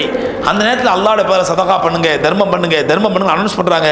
அப்துல் ரஹ்மான் இப்னு அவுஃப் ரலியல்லாஹு அன்ஹு முதல்ல ஒரு கட்டத்தில் என்ன பண்ணாங்க அப்படின்னு சொன்னா, ரசூலுல்லாஹ் கொடுத்தா, யா ரசூலல்லாஹ் என்னுடைய மொத்த சொத்துமே ஒரு 4000 தீனார் இருக்குது, நான் இதுவரை சம்பாதிச்சு மொத்த சொத்துமே 4000 தீனார் இருக்குது, நான் 2000 அல்லாஹ்வுடைய பேரை கொடுத்துட்றேன் அப்படின்னு சதகா பண்ணாங்க. உடனே பெருமானா ஸல்லல்லாஹு அலைஹி வஸல்லம் அவர்கள் அல்லாஹ்வுடைய வாழ்க்கையிலோட செல்வத்திலும் அபரிமிதமான பரக்கத் செய்வானாக அப்படின்னு துஆ செய்றாங்க. இங்க பாருங்க, இங்க என்ன இருக்குதோ அதுல முதல்ல பாதி சதகா பண்ணிட்டாங்க. என்ன நினைக்கிற, எனக்கு அல்லாஹ் நிறைய கொடுக்கட்டும் அதுக்கப்புறம் சதகா பண்றேன், அல்லாஹ் நிறைய செய்யட்டும் அதுக்கப்புறம் தர்மம் பண்றேன் நினைக்கல. என்ன இருந்ததோ அதுல பாதியை கொண்டு வந்து கொடுத்துறாங்க ரசூலுல்லாஹி ஸல்லல்லாஹு அலைஹி வஸல்லம். நீங்க நம்மள எத்தனை பேர் இருக்கிறோம், என்னுடைய ப்ராப்பர்ட்டி எவ்வளோ இருக்குதோ, எனக்கு பிலாங்கிங்ஸ் எவ்வளோ இருக்குதோ, என்னுடைய சொத்துக்கள் எவ்வளோ இருக்குதோ, எனக்குரியவை எவ்வளோ இருக்குதோ மொத்தத்திலையும் பாதி அல்லாஹ்வுடைய பாதையில் கொடுப்பேன். யார் முன்னோர் நம்மள இன்னைக்கு? அப்போ அன்னைக்கு அவங்கள்ட்ட இருந்ததே மொத்தமே 4000 தீனார். அந்த 4000 தீனார் 2000 கொடுத்தாங்க. அல்லாஹ் ரப்பல் ஆலமீன் பரக்கத்து கொடுத்தாங்க. ரசூலுல்லாஹ் துஆ செஞ்சாங்க, பரக்கத்து கிடைச்சது. ஆனால் என்ன நடந்துச்சுன்னா சகோதரர்களே, இதுக்கு பிறகு தபூக்கு தான் 2000 தீனார் ரசூலுல்லாஹ் கொடுத்துட்டாங்க. ரசூலுல்லாஹ்ட்ட நபி ஸல்லல்லாஹு அலைஹி வஸல்லம் இன்னும் கேட்குறாங்க, பத்தாது மக்களே கொடுங்க. ஹதரத் உமர் ரலியல்லாஹு அன்ஹு கொடுக்குறாங்க, அபூபக்கர் ரலியல்லாஹு அன்ஹு கொடுக்குறாங்க, உஸ்மான் ரலியல்லாஹு அன்ஹு கொடுக்குறாங்க, எல்லா சஹாபாக்களும் கொடுக்குறாங்க. ஏன்னா அவ்வளோ கடுமையான பஞ்சம், தபூக் யுத்தத்திற்காண்டி அவ்வளோ கடுமையான பண தேவை இருக்குது. நபி ஸல்லல்லாஹு அலைஹி வஸல்லம் அல்லாஹ்வுடைய பேர்ல வாரி வழங்குன்றாங்க. கொஞ்ச நேரம் கழிச்சு பார்த்தா அப்துர் ரஹ்மான் ரலியல்லாஹு தஆலா முதல்ல ரசூலுல்லாஹ்க்கு தெரிஞ்சு 2000 தினார் கொண்டு கொடுத்துறாங்க. ரசூலுல்லாஹ்வுடைய தேவை இன்னும் அதிகமாக இருக்குது, மார்க்கத்துக்கு தேவை என்ன, மீதி இருந்த 2000 தினாரை கொடுத்துட்டாங்க. இது உமர் ரலியல்லாஹு அன்ஹுக்கு தெரிஞ்சிருச்சு. தெரிஞ்சவொடனே நேரம் ரசூலுல்லாஹ் சொன்னா, யார சொல்லலாம், அப்துர் ரஹ்மானுடைய போக்கு சரியில்லை, அவர் வீட்டுக்குன்னு எதுவுமே வைக்க மொத்தத்தையும் கொடுத்துட்டாரு. முதல்ல அவர்கிட்ட இருந்தே மொத்தம் 4000 தினார் தான் 2000 கொடுத்துட்டாரு. நீங்கள் இன்னும் வேணும்னு கேட்டோன்னா அந்த 2000 தினார் கொடுத்துட்டாரு. யார சொல்லலாம், அவர் வீட்டுக்குன்னு எதுவுமே வைக்கல அப்படிங்கிறாங்க. உடனே பெருமானார் ஸல்லல்லாஹு அலைஹி வஸல்லம் அப்துர் ரஹ்மானை கூப்பிட்றாங்க ரலியல்லாஹு தஆலா அன்ஹு. என்ன அப்துர் ரஹ்மானே, வீட்டுக்கு ஏதாவது வச்சிங்களா? அல்ஹம்துலில்லாஹ் வீட்டுக்கு நிறைய வச்சிருக்கேன் யா அல்லாஹ். யார சொல்லலாம், மா தரக்தலி பைத்திக், உன்னோட வீட்டுக்காண்டி என்ன விட்டு வந்துருக்கிறீங்க, என்ன விட்டு வந்தீங்க அப்படி கேட்கும்பொழுது அப்துர் ரஹ்மான் இப்னு அவுஃப் ரலியல்லாஹு அன்ஹு சொன்னாங்க, தரக்து மா வஅதல்லாஹு வ ரசூலுஹு மின ரிஸ்கி வல் கைரி வல் அஜ்ரி. அல்லாஹ் அல்லாஹ்வுடைய தூதர் ஸல்லல்லாஹு அலைஹி வஸல்லம் என்ன வாக்களித்தார்களோ அதை என்னோட வீட்டில் விட்டுட்டு வந்திருக்கிறேன். அல்லாஹ் ரசூல் எனக்கு என்ன வாக்களித்தார்களோ, மினல் ரிஸ்கி, ரிஸ்க் தருவான் அல்லாஹ் வாக்களிச்சிருக்கான், ஒல் கைரி நன்மையை தருவான் அல்லாஹ் வாக்களிச்சிருக்கான், ஒல் அஜ்ரி நிறைய கூலி தருவான் அல்லாஹ் வாக்களிச்சிருக்கான். அல்லாஹ் ரசூலும் வாக்களித்த ரிஸ்கையும் கூலியையும் நன்மையையும் என்னுடைய வீட்டாருக்கு விட்டு வந்திருக்கிறேன் அப்படின்னாங்க. கண்மணி நாயகம் ஸல்லல்லாஹு அலைஹி வஸல்லம் அவர்கள் கண் கலங்கிட்டாங்க அப்துர் ரஹ்மானுடைய தியாகத்தை பார்த்துட்டு. சகோதரர் தபூக் யுத்தம் போனாங்க. தபூக் யுத்தம் போய் பெருமானார் ஸல்லல்லாஹு அலைஹி வஸல்லம் இவங்களும் போகிறாங்க. அந்த தபூக் யுத்தத்தில் ஹதரத் அப்துர் ரஹ்மான் ரலியல்லாஹு அன்ஹு ரசூலுல்லாஹ் எவ்வளோ கண்ணியப்படுத்தினாங்கண்டா. எந்த ஒரு சின்ன விஷயம்னா அப்துர் ரஹ்மானை கூட அப்படின்னு சொல்லி, ஏன்னா அவ்வளோ பெரிய தியாகம் பண்ணிட்டு வந்துருக்குறாங்க. அல்லாஹ்வுடைய மார்க்கத்தை பொறுத்தவரையிலே இங்கு மரியாதையை தியாகத்திற்கு தான். உயர்ந்தவர், கண்ணியமானவர், பெரிய குடும்பத்தை சார்ந்தவர் இல்லை, யார் எந்த அளவுக்கு தியாகம் செய்தார்களோ அந்த அளவுக்கு தான் மரியாதை. அதனால தான் ஹாலித் இப்னு வலீத் ரலியல்லாஹு தஆலாவுக்கு அல்லாஹ்வுடைய வாள் என்று பெயர், சைஃபுல்லா, அல்லாஹ்வுடைய வாள், அல்லாஹ்வுடைய கத்தின் பேரு. அவ்வளோ வீரதீரமான சஹாபி. அந்த சஹாபியை வந்து ரசூலுல்லாஹ் சொன்னாங்க, நீங்கள் உஹது மலை அளவுக்கு தர்மம் பண்ணாலும் அப்துர் ரஹ்மானுடைய அந்தஸ்தை அடைய முடியாது. ஏன், இவங்க செஞ்ச தியாகம் அவ்வளோ தியாகம். அப்போ அந்த மாதிரி வீட்டில் இருந்த மொத்தத்தையும் அல்லாஹ்வுக்காண்டி சதகா பண்ணிட்டு வந்தாங்க. இந்த மாதிரி எப்படி மக்காலேருந்து வீசின கையா மதீனாவுக்கு வந்தாங்களோ அந்த மாதிரி வெறும் வீசின கை வெறும் கையுமா தான் ஹதரத் அப்துர் ரஹ்மான் இப்னு அவுஃப் அவர்கள் தபூக் யுத்தத்துக்கு போனாங்க. சகோதரர்களே, இந்த தியாகம் தான் காரணம். அவர்களுக்கு பிறகு அல்லாஹ் ரப்பல் ஆலமீன் அவர்கள் வாழ்க்கையில் பொழிஞ்ச செல்வத்திற்கும் பொருளுக்கும் எந்த அளவுக்கு என்றால் வரலாற்றில் எழுதுகிறார்கள், அப்துர் ரஹ்மான் இப்னு அவுஃப் ரலியல்லாஹு அன்ஹுடைய மௌத்துக்கு பிறகு அவருடைய சொத்துக்களை அவருடைய வாரிசார்களுக்கு பங்கு வைக்கிறாங்க. எவ்வளோ எக்கச்சக்கமாக கோடிக்கணக்கில் சதகா பண்ண பிறகு, கோடிக்கணக்கில் தர்மம் பண்ணதுக்கு அப்புறம் மிச்சம் உள்ளதை அவருடைய வாரிசாருக்கு பங்கு வைக்கிறாங்க. பங்கு வைக்கும் பொழுது சகோதரர்களே, தங்க கட்டிகளாக இருந்தது அவங்க வீட்டில், பெரும் பெரும் தங்க கட்டிகளாக. அந்த தங்கத்தை அறுப்பதற்காக அறுத்தவருடைய கையெல்லாம் காய்ச்சி போச்சு. தங்கத்தை அறுத்தவருடைய கை காய்ச்சி போச்சு. அந்த அளவுக்கு அல்லாஹ் ரப்பல் ஆலமீன் அவர்களுக்கு அபரிமிதமான பரக்கத்தை கொடுத்தான். இல்லைன்னா அவங்க பண்ண வியாபாரம், அவங்க பண்ண தொழில், அவங்க பண்ண பிஸ்னஸ் தான் ரொம்ப கம்மி அவங்க நேரம் ஒதுக்குனது. அவர்கள் எந்த அளவுக்கு முயற்சித்தாரோ அந்த அளவுக்கு பன்மடங்கு ரப்பல் ஆலமீன் அவர்கள் கொடுத்தான். காரணம் என்ன, அல்லாஹ் எனக்கு தரட்டும், நான் தர்மம் பண்ண நினைக்கல, இருக்கிறத முதல்ல ரப்பல் ஆலமீன் கொடுத்தாங்க. கொடுக்கும்போது கூட அல்லாஹ் எனக்கு தருவான்னு எதிர்பார்க்கல. என்ன சொன்னாங்க, தரக்து மா வஅதல்லாஹு வ ரசூலுஹு, அல்லாஹ்வும் அல்லாஹ் ரசூலும் எனக்கு என்ன ரிஸ்க் தருவான்னு சொன்னானோ, வாக்களிச்சானோ அதை விட்டு வந்திருக்கிறேன். எனக்கு என்ன நற்கூலி தருவான்னு சொன்னா அந்த நற்கூலியை விட்டு வந்திருக்கிறேன் அப்படின்னு சொன்ன அந்த தியாகம் அல்லாஹ் ரப்பல் ஆலமீனுக்கு மிகப்பெரிய மகிழ்ச்சியை ஏற்படுத்தி சஹாபாக்களிலேயே இவர்களை போன்ற ஒரு சஹாபி இல்லை என்ற அளவுக்கு அல்லாஹ் ரப்பல் ஆலமீன் அந்தஸ்தை உயர்த்தினான். அந்த தபூக் யுத்தத்தில் பெருமானார் ஸல்லல்லாஹு அலைஹி வஸல்லம் அவங்களுக்கு கொடுத்த மரியாதையும் இஸ்ஸத்தையும் பார்த்துட்டு ஒரு கட்டத்தில் என்ன ஆச்சுன்னா, தபூக் யுத்தம் முடிஞ்சு திரும்பி வரும்பொழுது ஃபஜ்ர் நேரம் வந்துருச்சு. ஃபஜ்ர் தொழுகை நேரம் வந்துருச்சு. சஹாபாக்கெல்லாம் சஃப் வச்சு நின்றுட்டாங்க. பெருமானார் ஸல்லல்லாஹு அலைஹி வஸல்லம் காணோம், ரசூலுல்லாஹ் காணோம். சஹாபாக்கள் ரசூலுல்லாஹ் வர்றாங்களாம், திரும்பி பார்க்குறாங்க, காணோம். நேரம் ஆகிட்டே இருக்குது, சூரியன் உதயமாயிடும் போல தெரியுது. உடனே அந்த நேரத்தில் சஹாபாக்கள் பார்த்தாங்க, பெருமானார் ஸல்லல்லாஹு அந்த நேரத்தில் ரசூலுல்லாஹ் எங்கே சுய தேவைக்காண்டி போயிருக்கிறாங்க, நபி ஸல்லல்லாஹு அலைஹி வஸல்லம் காணோம், வக்து முடிஞ்சிடக்கூடாது, அதனால் யாரை இமாமாத்தாக நிற்கிறவங்களும் பார்க்குறாங்க. இந்த போர் ரசூலுல்லாஹ் ரொம்ப அபரிமிதமாக முக்கியத்துவம் கொடுத்து யாருக்கு தான், அப்துர் ரஹ்மான் இப்னு அவுஃப்க்கு தான். அதனால் அவரையே இமாமாத்தா நிற்க வச்சிடலான்னு சொல்லி அப்துர் ரஹ்மான் இப்னு அவுஃப் சொல்கிறாங்க. இப்போ இமாமா நில்லுகின்ற உடனே அப்துர் ரஹ்மான் இமாமா நின்றுறாங்க. ஒரு ரக்காத் தொழுது முடிச்சுது. ரெண்டாவது ரக்காத்தில் ரசூலுல்லாஹி ஸல்லல்லாஹு அலைஹி வஸல்லம் அவர்கள் சேர்ந்து நின்று ஹதரத் அப்துர் ரஹ்மானுக்கு பின்னால் பெருமானார் ஸல்லல்லாஹு அலைஹி வஸல்லம் அவர்கள் முக்ததியாக நின்று தொழுதார்கள்.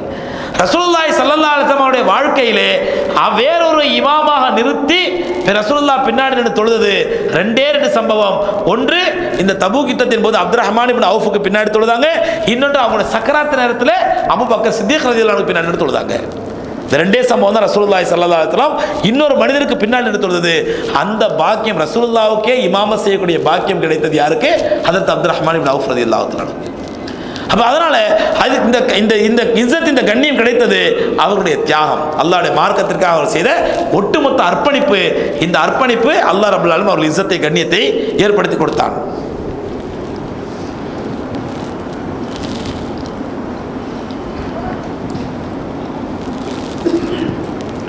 பெருமானார் ஸல்லல்லாஹு அலைஹி வஸல்லம் அவர்கள் இருக்கும்போது மட்டுமல்ல, அவர் மரணித்த பிறகும் ஹஜ்ரத் அப்துர் ரஹ்மான் இப்னு அவுஃபுக்கு சஹாபாக்கள் அபரிமிதமான மரியாதை கொடுத்தாங்க. ஏன்னா அவங்களுடைய நல்ல கூர்மையான அறிவு, பரந்த சிந்தனை, தூர பார்வை, அதே நேரத்தில் தூரமான நோக்கு, அதே நேரத்தில் இஹ்லாஸான அணுகுமுறை, எல்லாத்தையும் ரொம்ப சாஃப்ட் கேரக்டரு, இது எல்லாம் சேர்ந்து அப்துர் ரஹ்மான் இப்னு அவுஃப் ரலியல்லாஹு தஆலா அவர்களுக்கு சஹாபாக்களிடத்தில் நல்ல ஒரு இஸ்ஸத், நல்ல ஒரு மரியாதை இருந்துச்சு. எந்த அளவுக்கு நான் பெருமானார் ஸல்லல்லாஹு அலைஹி வஸல்லம் அவர்கள் வஃபாத்தான உடனே சகீஃபத்து பனு சாயித் சொன்னவங்களுக்கு மதீனாலே பனு சாயிதுடைய திண்ணையில் தான் அடுத்த ஹலீஃபாவை பற்றி ஆலோசனை நடந்தது. பனு சாயித் கோத்திரத்து திண்ணையிலே அடுத்த ஹலீஃபா யாருங்கிறத பற்றி ஆலோசனை நடந்துச்சு. அந்த ஆலோசனையிலே முக்கிய பங்கெடுத்தது ஹஜ்ரத் அப்துர் ரஹ்மான் ரலியல்லாஹு தஆலா அவர்கள். யாரே ஹஜ்ரத் அபூபக்கர் சித்திக் ரலியல்லாஹு அன்ஹு ஹலீஃபாவை தேர்ந்தெடுக்கிறதுல.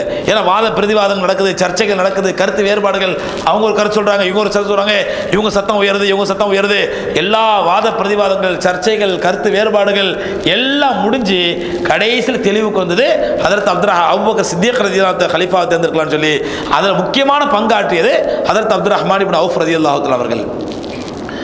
அதற்கு பிறகு அப்துர் ரஹ்மான் ரலியல்லாஹு தஆலாவுடைய அபூபக்கருடைய கடைசி காலத்திலே அவங்க அப்துர் ரஹ்மானை கூப்பிட்டு ஆலோசனை பண்ணுறாங்க, அடுத்த ஹலீஃபாவை யாரை தேர்ந்தெடுக்கலாம்னு சொல்லி. அப்போ அவங்க சொல்கிறாங்க, அபூபக்கரே உங்களுக்கு தெரியாது இல்லை, நீங்கள் யாராவது உங்களுக்கு பொருத்தமாக யாரை நினைக்கிறீங்க அவங்களை தேர்ந்தெடுங்க.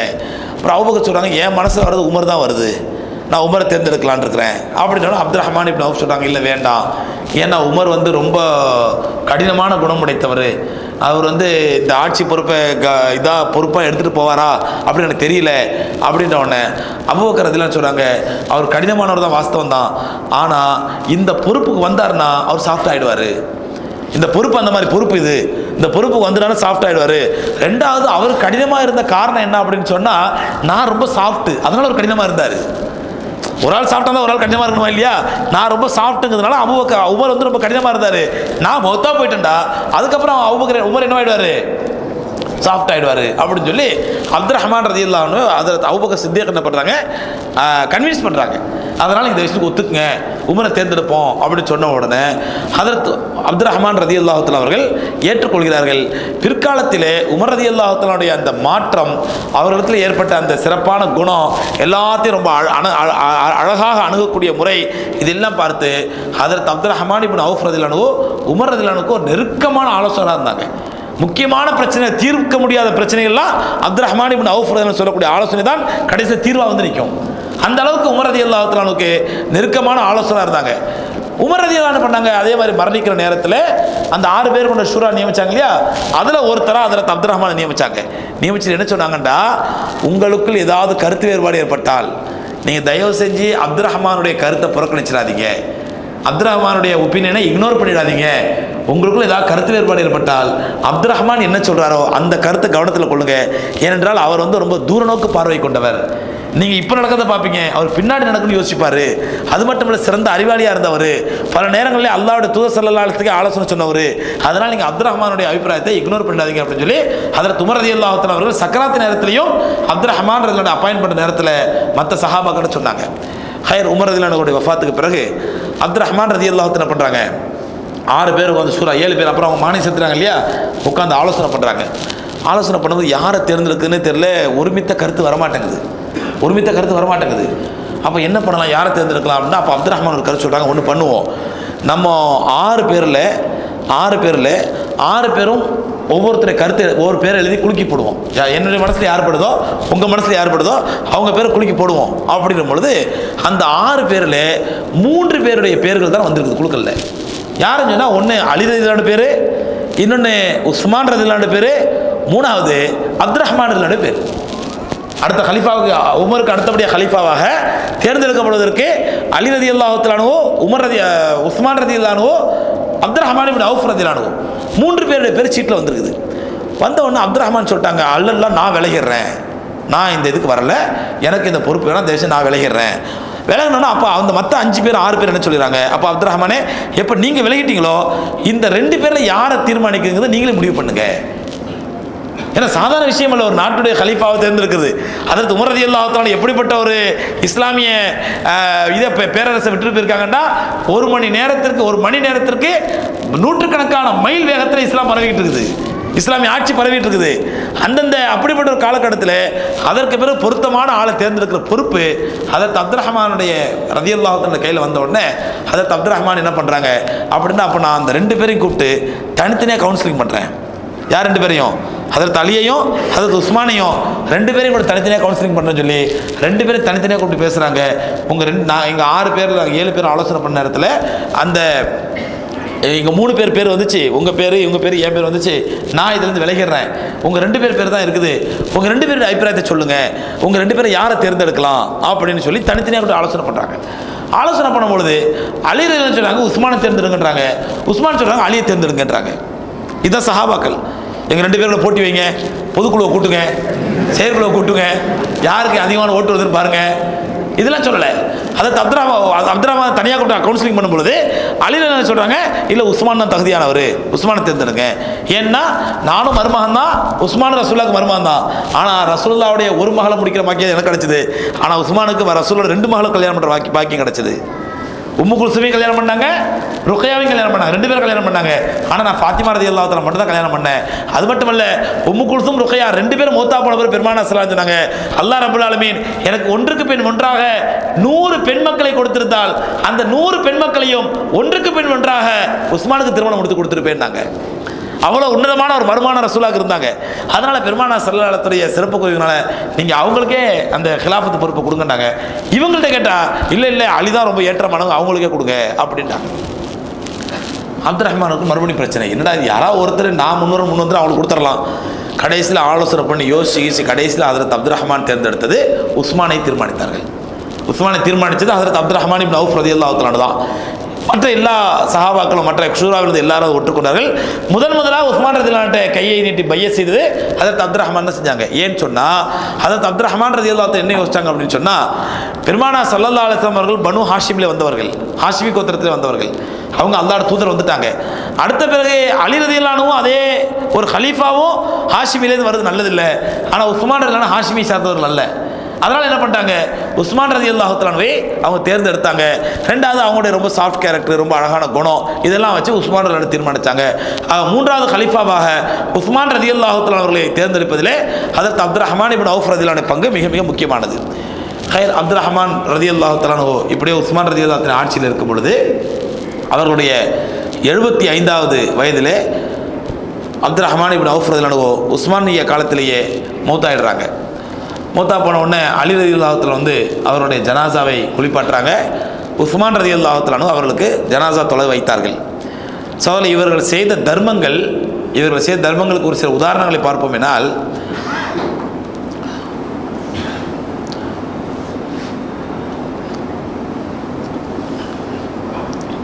இவ்வளோ செல்வத்தை அல்லாஹ் ரப்பல் ஆலமீன் வாடி வழங்கியிருந்தால் கூட அப்துல் ரஹ்மான் இப்னு அவுஃப் ரலியல்லாஹு அபரிமிதமான செல்வம் அவங்களால எண்ண முடியாது. எந்த அளவு வரலாறுல பார்த்தீங்கன்னா எக்கச்சக்கமான சம்பவங்கள் அதில் அப்துல் ரஹ்மான் செஞ்ச செலவுகளை பற்றி. ஒன்றில் ஒரு முறை மதினாக்குள்ளே 700 ஒட்டகம் வருது, 700 ஒட்டகம் மதினாக்குள்ளே வருது. ஒட்டகம் வந்தால் மதினாவே அப்படியே திக்குமுக்காடி போயிடுச்சு. ஒரு சின்ன ஊருக்குள்ளே 700 ஒட்டகம் வந்தால் என்னங்க ஆகும்? அத்தனை ஒட்டகத்திற்கு மேலேயும் கோதுமை மாவு, மக்களுக்கு தேவையான உணவு பதார்த்தங்கள், வியாபார பொருட்கள் வெளிநாட்டிலேருந்து வருது ஒட்டகத்தில். மதினாவே அப்படியே ஆடி போயிடுச்சு. 700 ஒட்டகம் ஒன்று பின்னாடி ஒன்று வருது. பார்த்தோன்னா மக்கள்லாம் ஒரே பரபரப்பாக, என்ன இது இந்த அப்துல் ரஹ்மானுடைய வியாபார பொருள் வெளிநாட்டிலேருந்து 700 ஒட்டகங்கள் மூட்டை மூட்டையாக தானியங்களையும் கோதுமை மாவையும் மற்ற உணவுப் பொருளையும் எடுத்துகிட்டு வருது அப்படின்றவொடனே எல்லாம் ஆச்சரியமாக பார்க்குறாங்க. இவ்வளோ ஒட்டகமா அப்படின்னு சொல்லி. அப்போ அன்னை ஆயிஷா ரலியல்லாஹு தஆலா அந்த பரபரப்பு சத்தம், ஒட்டகம் போகிறது நடக்கிறது கத்துறது சத்தம் பார்த்து நம்ம அப்படியே ஆயிஷா ரலியல்லாஹு தான் வீட்டு ஜன்னலை விலக்கி பார்க்குறாங்க, திரையை விலக்கி பார்க்குறாங்க, ஒட்டகங்கள் போகுது. அப்போ தன் கூட அந்த பணிப்பெண்ட கேட்குற, யாருடைய ஒட்டகம் இது? இது அப்துல் ரஹ்மான் பின் அவுஃப் அவங்களுடைய ஒட்டகம், அவங்க வியாபார பொருள் வந்து ஊர்லேருந்து வருது, வெளியூர்லேருந்து வருது அப்படின்ற உடனே ஆயிஷா ரலியல்லாஹு சொல்கிறாங்க, அல்லாஹ் அவருக்கு பரக்கத் செய்யட்டும். ஆனால் பெருமானார் ஸல்லல்லாஹு அலைஹி வஸல்லம் சொன்னாங்க, அப்துல் ரஹ்மான் சொர்க்கத்துக்கு போகும்பொழுது மிக தாமதமாகத்தான் போவார்னு சொன்னாங்க. 500 வருஷம் தான் ஆயிஷா சொல்லலை, அது வேறு ரிவாயத்தில் இருக்குது. ஆயிஷா சொன்னது ரொம்ப தாமதமாக தான் சொர்க்கத்துக்கு போவான்னு சொன்னாங்க. பின்ன இவ்வளோ செல்வம் இருந்தால் அவர் கணக்கு கொடுக்குறது பின்ன ரொம்ப நாள் ஆகத்தானே செய்யும் அப்படின்னாங்க. அந்த பணிப்பெண்ணை அப்துல் ரஹ்மான் சொல்லிட்டாங்க, இப்படி வந்து ஆயிஷாமா சொன்னாங்கன்னு சொல்லி. உடனே அப்துல் ரஹ்மான் ரலியல்லாஹு ஆயிஷா ரலியல்லாஹு வந்து, அன்னையே நீங்கள் அப்படி சொன்னீங்களா? ஆமாம், ரசூலுல்லாஹ் சொன்னாங்க, இவ்வளோ செல்வம் வருது, அதை பற்றி நான் ஆச்சரியப்பட்டு சொன்னேன். அப்படி நான் மொத்தத்தையும் அல்லாஹ்வுடைய பதில் கொடுத்துறேன்னு சொல்லி உடனே அந்த ஒட்டகத்தோடு சேர்த்து 700 ஒட்டகங்களையும் 700 ஒட்டகங்கள் சுமக்கக்கூடிய அளவுக்கு உணவுப் பொருட்கள், வியாபார பொருட்களையும் அப்படியே சதகா பண்ணாங்க அல்லாஹ்வுடைய பதில். அது மட்டுமல்ல, ரசூலுல்லாஹி ஸல்லல்லாஹு அலைஹி சொன்னாங்க, எனக்கு பிறகு என்னுடைய குடும்பத்தாரை, என்னுடைய மனைவிமார்களை அவங்களுக்கு வேண்டிய சின்ன சின்ன உதவிகளை சொல்றது, செய்கிறது, அவங்களுக்கு வேண்டிய ஹெல்ப் பண்ணுறது, அவங்களுக்கு பொருளாதார ஹெல்ப் பண்ணுறது யார் என்றால், அல்லாஹ் யாரை உண்மையாளராக, சாதிக்காக, நேர்மையாளராக, வாய்மையாளராக அல்லாஹ் தேர்ந்தெடுக்கிறானோ அவருக்கு தான் அந்த பாக்கியம் கிடைக்கும்னு சொன்னாங்க. பெருமானார் ஸல்லல்லாஹு அலைஹி வஸல்லம் அவர்களுக்கு பிறகு உம்மஹாத்துல் மூமினின், நபிமா மூமின்களுடைய தாயாகிய அனைத்து ரசூலுல்லாஹுடைய மனைவிமார்களுக்கும் ஹிதுமத் செய்யக்கூடிய பொறுப்பையும், அவருடைய குடும்பத்துக்கு தேவையான பொருளாதார உதவி செய்யக்கூடிய பொறுப்பையும் ஹஜ்ரத் அப்துல் ரஹ்மான் இப்னு அவுஃப் ரலியல்லாஹு எடுத்துக்கிட்டாங்க. பொருளாதாரம் சேசான உதவி அல்ல, அப்படியே அவங்களுக்கு ஒரு அந்த தோட்டத்தை கொடுத்துரு, இவங்களுக்கு இந்த செல்வத்தை கொடுத்துரு, இவங்களுக்கு அதை கொடுத்துரு, அவங்களுக்கு இதை கொடுத்துரு, இப்படி நினைச்ச நினைப்பில் 40,000 தீனார், 50,000 தீனார், 1,00,000 தீனார், இப்படி ஹஜ்ரத் அப்துல் ரஹ்மான் இப்னு அவுஃப் ரலியல்லாஹு அன்ஹு அவர்கள் பார்க்குறவங்களாம் அள்ளி அள்ளி கொடுக்க ஆரம்பிச்சாங்க, சதகா பண்ண ஆரம்பிச்சாங்க. அது மட்டுமல்ல, ஆனால் அவ்வளோ செல்வம் இருந்தும் சகோதரர்களே, அவ்வளோ செல்வம் இருந்தும் அவங்களுக்கு ஏதாவது நல்ல உணவு பார்த்துட்டாங்கன்னா அப்படியே கண்ணீர் விட்டு அழுவாங்களாம்.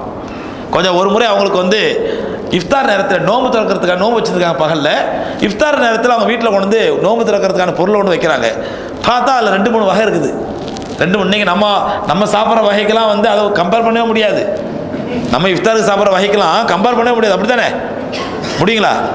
வெளியில் என்ன பேருன்னா, பாவம் முஸ்லீம்கள் பகல்லேருந்து நைட் வரைக்கும் பாவம் பட்டினி கிடக்குறாங்க, பாவம் எச்சு கூட முழுங்க மாட்டாங்களாம். அந்த நல்ல பேரை அப்படியே மெயின்டைன் பண்ணி போனோமோ. ஆனால் இங்கே என்ன நடக்குது நமக்கு தான் தெரியும், அப்படி தானே? இங்கே என்ன நடக்குதுன்னு சொல்லி நமக்கு தான் தெரியும்.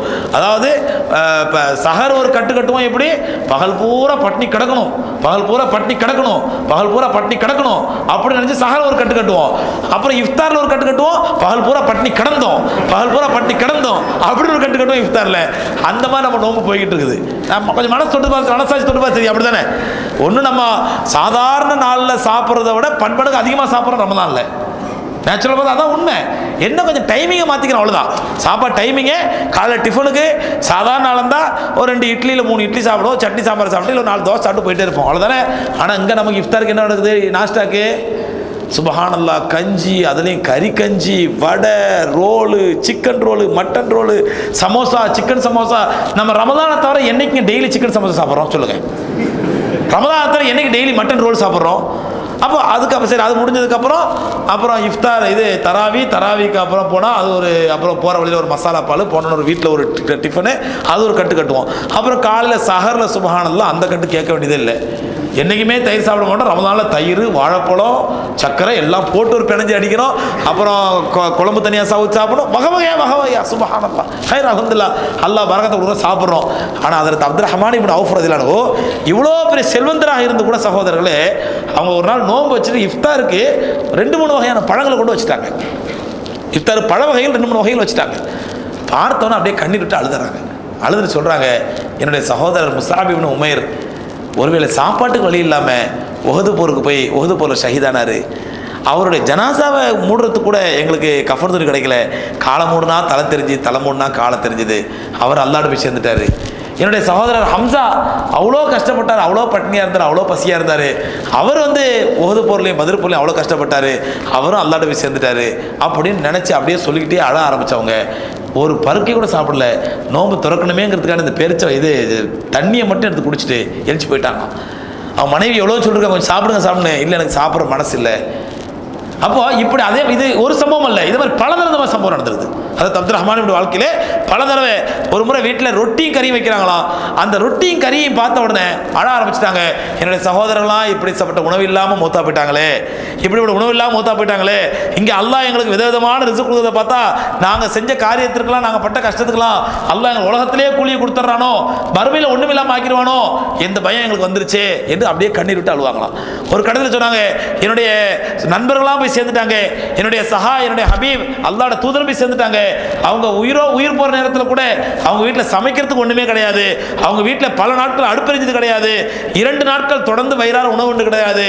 அப்படிப்பட்ட ரசூலுல்லாஹே மூத்தா போன பிறகு இன்னும் நாங்கள் உயிரோடு இருக்கிறது எங்களுடைய கெட்ட சகுனம், இது என்னோட கெட்ட நசீபு, இன்னும் நாங்கள் உயிரோடு உட்காந்துருக்கிறோமே அப்படிங்குவாங்களாம். அவ்வளோ செல்வங்கள் இருந்தாலும் கூட சகோதரர்களே, அவர்கள் அப்படிப்பட்ட ஒரு எளிமையான வாழ்க்கை. தான் ஒவ்வொரு தடவை சாப்பிடும் பொழுதும் உண்ணும் பொழுதும் தன்னுடைய பழைய காலத்து ஏழ்மையை நினைத்து, தன்னுடைய பழைய காலத்து சஹாபாக்கள் செஞ்ச தியாகத்தை நினைச்சு, அவங்க பசியினால் பட்ட கஷ்டங்கள் நினைச்சு அழுவாம அந்த வக்து சாப்பிட மாட்டாங்க. அந்த அளவுக்கு எப்பொழுதுமே அல்லாஹ்வுடைய அச்சம், பெருமானா ஸல்லல்லாஹு அலைஹி வஸல்லம் அவர்கள் மீது அபரிமிதமான பாசம். ஒரு நேரத்தில் ஒரு கட்டத்தில் ரசூலுல்லாஹி ஸல்லல்லாஹு அலைஹி வஸல்லம் அவர்கள் அல்லாஹ்வுடைய ஆயத்து இறங்குது. சூரத்து தௌபாவுடைய ஒரு ஆயத்து இருக்குது. என்ன ஆயத்து? இன்கான ஆபாவுக்கும் அப்னாவுக்கும் இஹ்வானுக்கும் அஸ்வாஜுக்கும் அஷீரத்துக்கும் அம்பாலும் இக்தரஃப்துமுஹா வ திஜாரத்துன் தக்ஷவுன கஸாதஹா.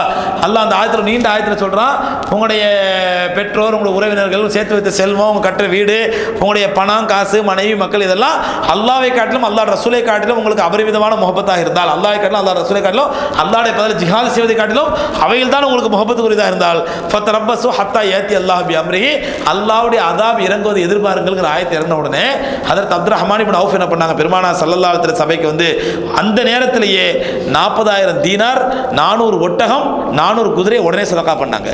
இது ரசூலுல்லாஹ் ஹயாத்தா இருக்கும் பொழுது, ரசூலுல்லாஹ் ஹயாத்தா இருக்கும்போது உங்களுக்கு பெரிய வருமானம் ஒன்றும் கிடையாது. ஏன்னா தபுக்கு எல்லாத்தையும் மொத்தமாக கொடுத்துட்டாங்க. தபுக்கு மொத்தமே அந்த 4,000 மொத்தத்தையும் கொடுத்துட்டாங்க. அதுக்கப்புறம் வந்த வியாபாரத்தில் அல்லாஹ் பரக்கத் செஞ்சு அந்த பரக்கத்தை 40,000 தீனார், 500 குதிரை, 500 ஒட்டகம் உடனே சதகா பண்ணாங்க. நின்ற நிலையில் பெருமானா ஸல்லல்லாஹு அலைஹி வஸல்லம் உயிரோடு இருக்கும் பொழுது. அவர்கள் மரணித்த பிறகு, ரசூலுல்லாஹ்வுடைய மரணத்திற்கு பிறகு அவர்கள் செய்த தர்மத்துக்கு கொஞ்சம் அளவு கிடையாது. ஏனென்றால் வருஷம் என்ன பண்ணுவாங்களாம், அஸ்ஹாபுல் பதர் போரில் கலந்து கொண்டு எல்லா சஹாபாக்களையும் கூப்பிட்டு அந்த நேரத்தில் யார் யார் உயிரோடு இருந்தாங்களோ அத்தனை பேருக்கும் 1000 தீனார் கொடுப்பாங்களாம். வருஷத்துக்கு ஒரு முறை நம்மளாம் நோம்பு காசு என்ன பண்ணுவோம், 100 ரூபாய், 200 ரூபாய், 500 ரூபா கொடுப்போம். 1000 தீனாருங்கிறது எவ்வளோ கணக்குங்க இன்னைக்கு?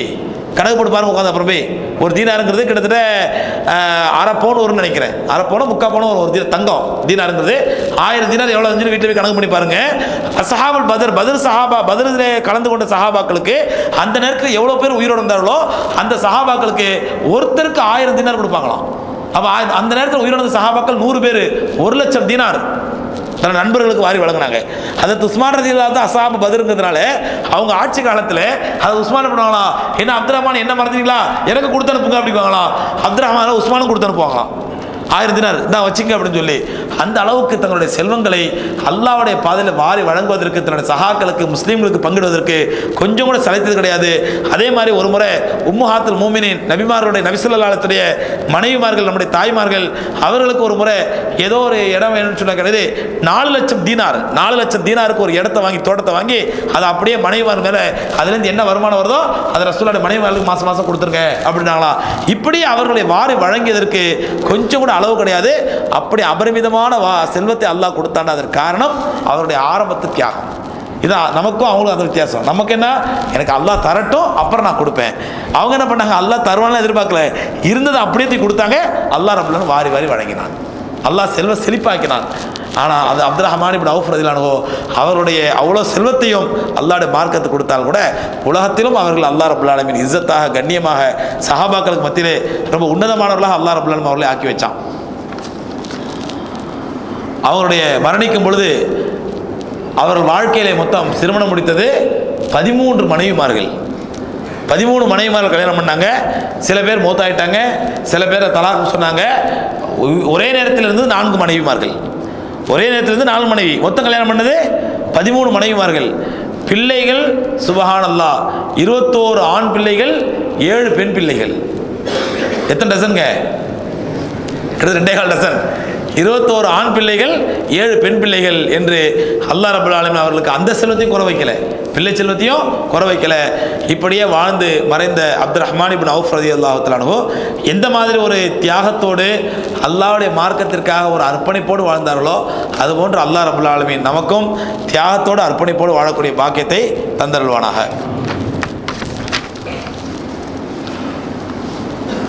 ருக்குவிற்கு செல்லும் பொழுதும் சென்ற பிறகும் சிலர் காது வரை தக்பீருக்காக உயர்த்துகிறார்களே, விளக்கவும். அது நபி ஸல்லல்லாஹு அலைஹி வஸல்லம் சுன்னத்துங்க. ருக்குவுக்கு போகிறதுக்கு முன்னாடியும் வரதுக்கு முன்னாடியும் கையை இப்படி காது வரைக்கும் ரஃபல் எதைன் கையை உயர்த்துறது ரசூலுல்லாஹி அலைஹி சுன்னத்து. அது உயர்த்து தப்பு கிடையாது, தாராளமாக செய்யுங்க. பெருநாள் தொழுகையின் பொழுது தக்பீருக்காக ஒவ்வொரு முறை கையில் உயர்த்த வேண்டுமா அல்லது ஒரு முறை உயர்த்தினால் போதுமா? ஒவ்வொரு முறை கையை உயர்த்தணும். நபி ஸல்லல்லாஹு அலைஹி வஸல்லம் சுன்னத்து. ஒவ்வொரு தக்பீர் சொல்லும்போதும் கையை உயர்த்துவது ரசூலுல்லாஹி சுன்னத்து. சில ஹதீஸ்களிலே ரசூலுல்லாஹி உயர்த்தலன்னு வருது. அது உயர்த்தலன்னு சொன்னது கடைசி தக்பீர். கடைசி தக்பீர் போய் ரசூலுல்லாஹி கையை உயர்த்தலை. அதுக்கு முன்னாடி உள்ள எல்லா தக்பீர்களும் ரசூலுல்லாஹி கையை உயர்த்தினாங்க அப்படின்னு ஹதீஸ்ல வருது. தராவி ஜமாத்தா தொழும் பொழுது இஷா தொழாத ஒருவர் தராவியுடன் 2 ரக்காத் தொழுது விட்டு கண்டினியூவாக மீதி 2 ரக்காத் தொழலாமா? தொழலாம், தப்பு இல்லை. இஷா தொழாத உள்ள ஒருத்தர் உள்ள வர்றாரு, தராவி நடந்துட்டு இருக்குது. அப்படியே தராவியில் இஷா நியத்தை வச்சுட்டு தொழுதுட்டு அப்படியே பின்னாடி எழுச்சி 2 ரக்காத் தொழுதுலாமா? தாராளமாக தொழுதுலாம், தப்பு கிடையாது. ஜக்கரியா அலைஹிஸ்ஸலாம் அவர்கள் எவ்வாறு இறந்தார்கள்? விளக்கவும். ஜக்கரியா அலைஹிஸ்ஸலாத்து வஸ்ஸலாம் அவர்கள் ரம்பத்தால் அறுத்து ஷஹீதாக்கப்பட்டார்கள். உச்சிலேருந்து அப்படி ரம்பத்தால் அப்படி அறுத்து, யூதர்களால் ரம்பத்தால் உச்சிலேருந்து அறுத்து இப்படி 2 ஆக்கி ஷஹீதாக்கப்பட்டார்கள் ஜக்கரியா அலைஹிஸ்ஸலாத்து வஸ்ஸலாம் அவர்கள். அவங்க இறந்த முறை இதுதான். அவங்களுடைய வரலாறு வேணுமா?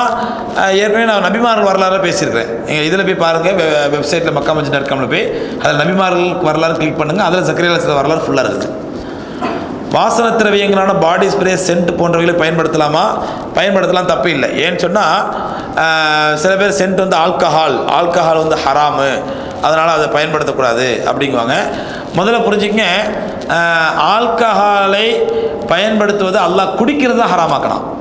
ஆல்கஹாலை குடிக்கிறத ஹராமாக்கலாம், தொடுறது கொள்றதுலாம் ஹராம் கிடையாது. அப்போ அந்த அடிப்படையில் வந்து அது ஆல்கஹாலாக இருந்தாலும் கூட குடிக்கிறது ஹராமு, இந்த ஆல்கஹால் தொடுறது தப்பு இல்லை. ஒரு கால் ரெண்டு. அதோட இன்னொன்று புரிஞ்சுங்க, குடிக்கிற ஆல்கஹால் வேற, நம்ம மேலே அடிக்கிற ஆல்கஹால் வேற. கெமிஸ்ட்ரி படித்த மாணவர்களுக்கு, இளைஞர்களுக்கு தெரியும். குடிக்கிற ஆல்கஹால் அதை குடித்தா மனுஷன் உயிர் போகாது, விஷம் கிடையாது. இந்த ஆல்கஹால் வாயது 4 தடவை ப்ரெஸ் பண்ணுங்க, போய் சேர்ந்துருவீங்க அல்லாட்ட.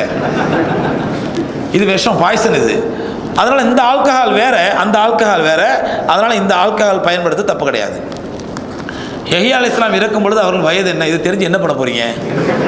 ஜக்கரியா அலைஹிஸ்ஸலாம் எப்படி இருந்தாருன்னா, ஓகே, ஒரே ஆள் ஃபுல்லாக, இத்தனை ஒரே ஆள்.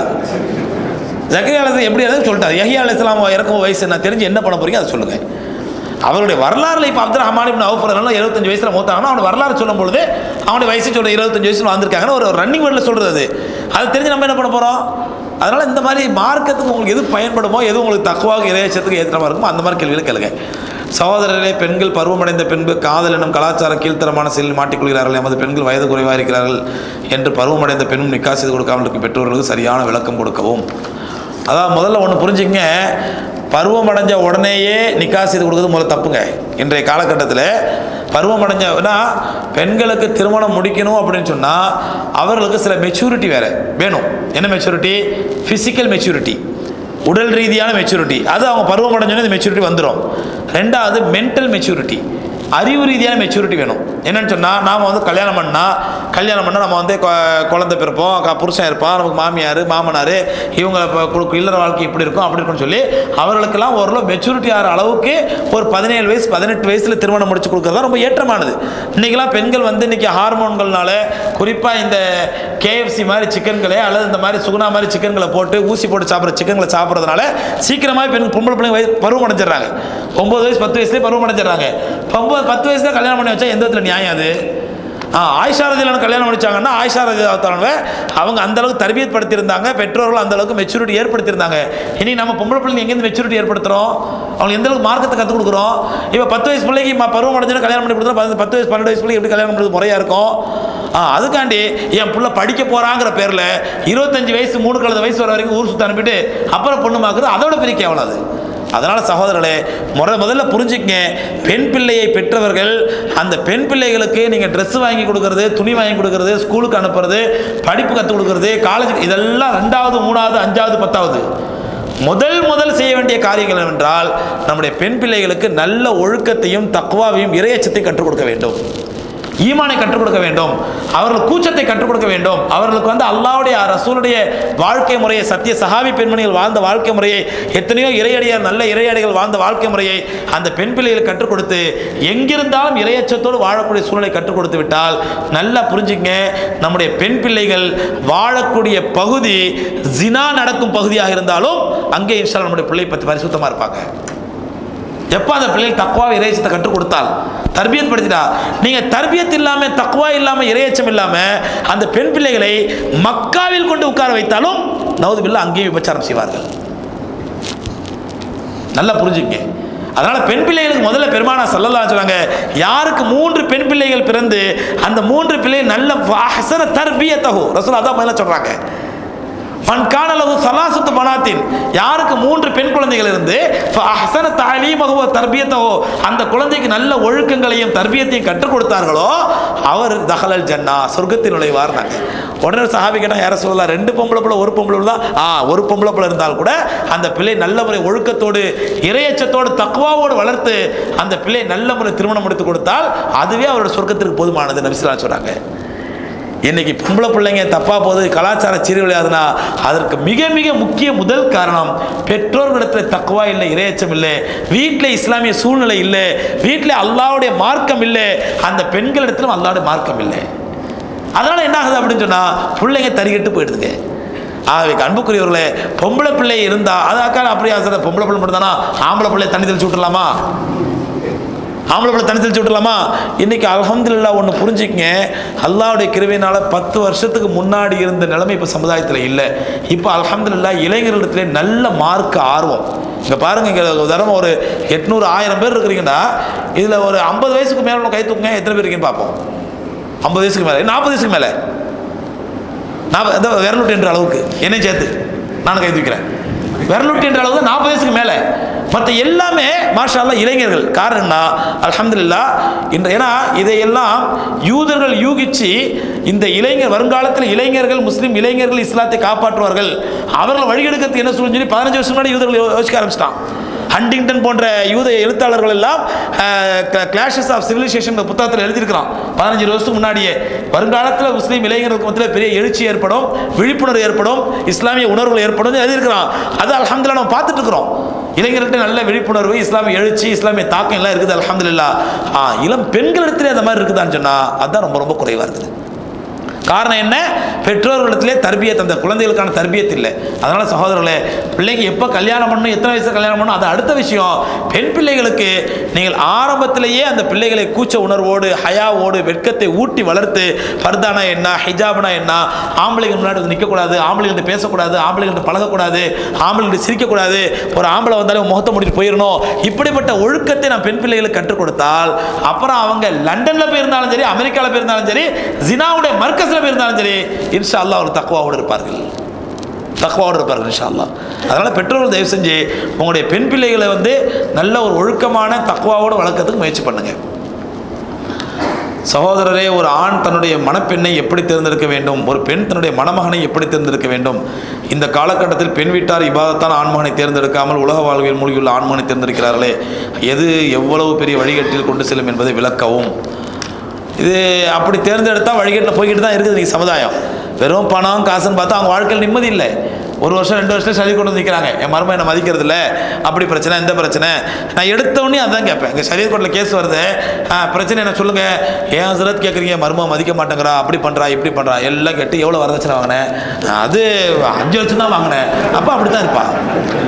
இதுதாங்க இப்போ எடுத்த வரதட்சணை எவ்வளோ வாங்கினீங்க, அது அது நாங்களாக கேட்குற, அவங்களாக கொண்டு வீட்டில் கூட கொட்டிட்டு போயிட்டாங்க. அதே மாதிரி பெண் வீட்டில் சொல்லுவாங்க, பொண்ணு சொல்லுவோம், என்னம்மா பிரச்சனை கேட்டால், மாப்பிள்ளை குடிகாரனாக இருக்கிறான் அப்படின்னு கேட்ட உடனே மாப்பிள்ளை கேட்பேன், நீ குடிகாரனாக இவ தானே காரணம், ஆமாம் இவ தான் காரணம், இவ தானே குடிக்க வைக்கிறான் அப்படிங்குவான். எடுத்தோன்னே சொல்லுவான், இவ பண்ணுற டார்ச்சரில் நிம்மதி இழந்து போய் நான் குடிக்க ஆரம்பிச்சிட்டேன் அப்படிங்குவான். இது பல்ஸ் பிடிச்சி பார்த்தா தெரிஞ்சிடும் யார் யார் எப்படின்னு சொல்லி. அதனால் பெருமானா ஸல்லல்லாஹு அலைஹி வஸல்லம் நல்லா புரிஞ்சுக்க சகோதரர்களே, நமக்கு இல்லற வாழ்க்கை குடும்ப வாழ்க்கை எப்படி அமையணும்னு சொல்லி உலகத்தில் வேறு எந்த மதத்திலுமே கைடன்ஸ் கிடையாது. இல்லற வாழ்க்கை எப்படி அமையணும்னு சொல்லி அவங்களுடைய வழிபாட்டுக்கு, இபாதத்துக்கு, அவங்களுடைய ஸ்பிரிச்சுவல் ரீதியான ஆன்மீக ரீதியான விஷயங்களுக்கு வேணா கைடன்ஸ் இருக்கலாம். அது தப்பான கைடன்ஸா ரைட்டா, அது அடுத்த பிரச்சனை. ஆனால் இல்லற வாழ்க்கை எப்படி வாழணும், குடும்ப வாழ்க்கை எப்படி இருக்கணும், ஃபேமிலி லைஃப் எப்படி இருக்கணும் என்று கற்றுக் கொடுக்கக்கூடிய ஒரே மார்க்கம் அல்லாஹ்வுடைய தீனுல் இஸ்லாம் மட்டும்தான் உலகத்தில். இதை நம்ம எங்கே சவாலான சொல்லலாம். ஆனால் பெரிய வேதனை என்னடா, அல்லாஹ் ரப்பல் ஆலமீன் கற்றுத்தரக்கூடிய இந்த குடும்ப வாழ்க்கையை நம்ம ஏற்றுக்கவே தயாராக இல்லை, அதை புரிஞ்சிக்கவே முதல்ல தயாராக இல்லை.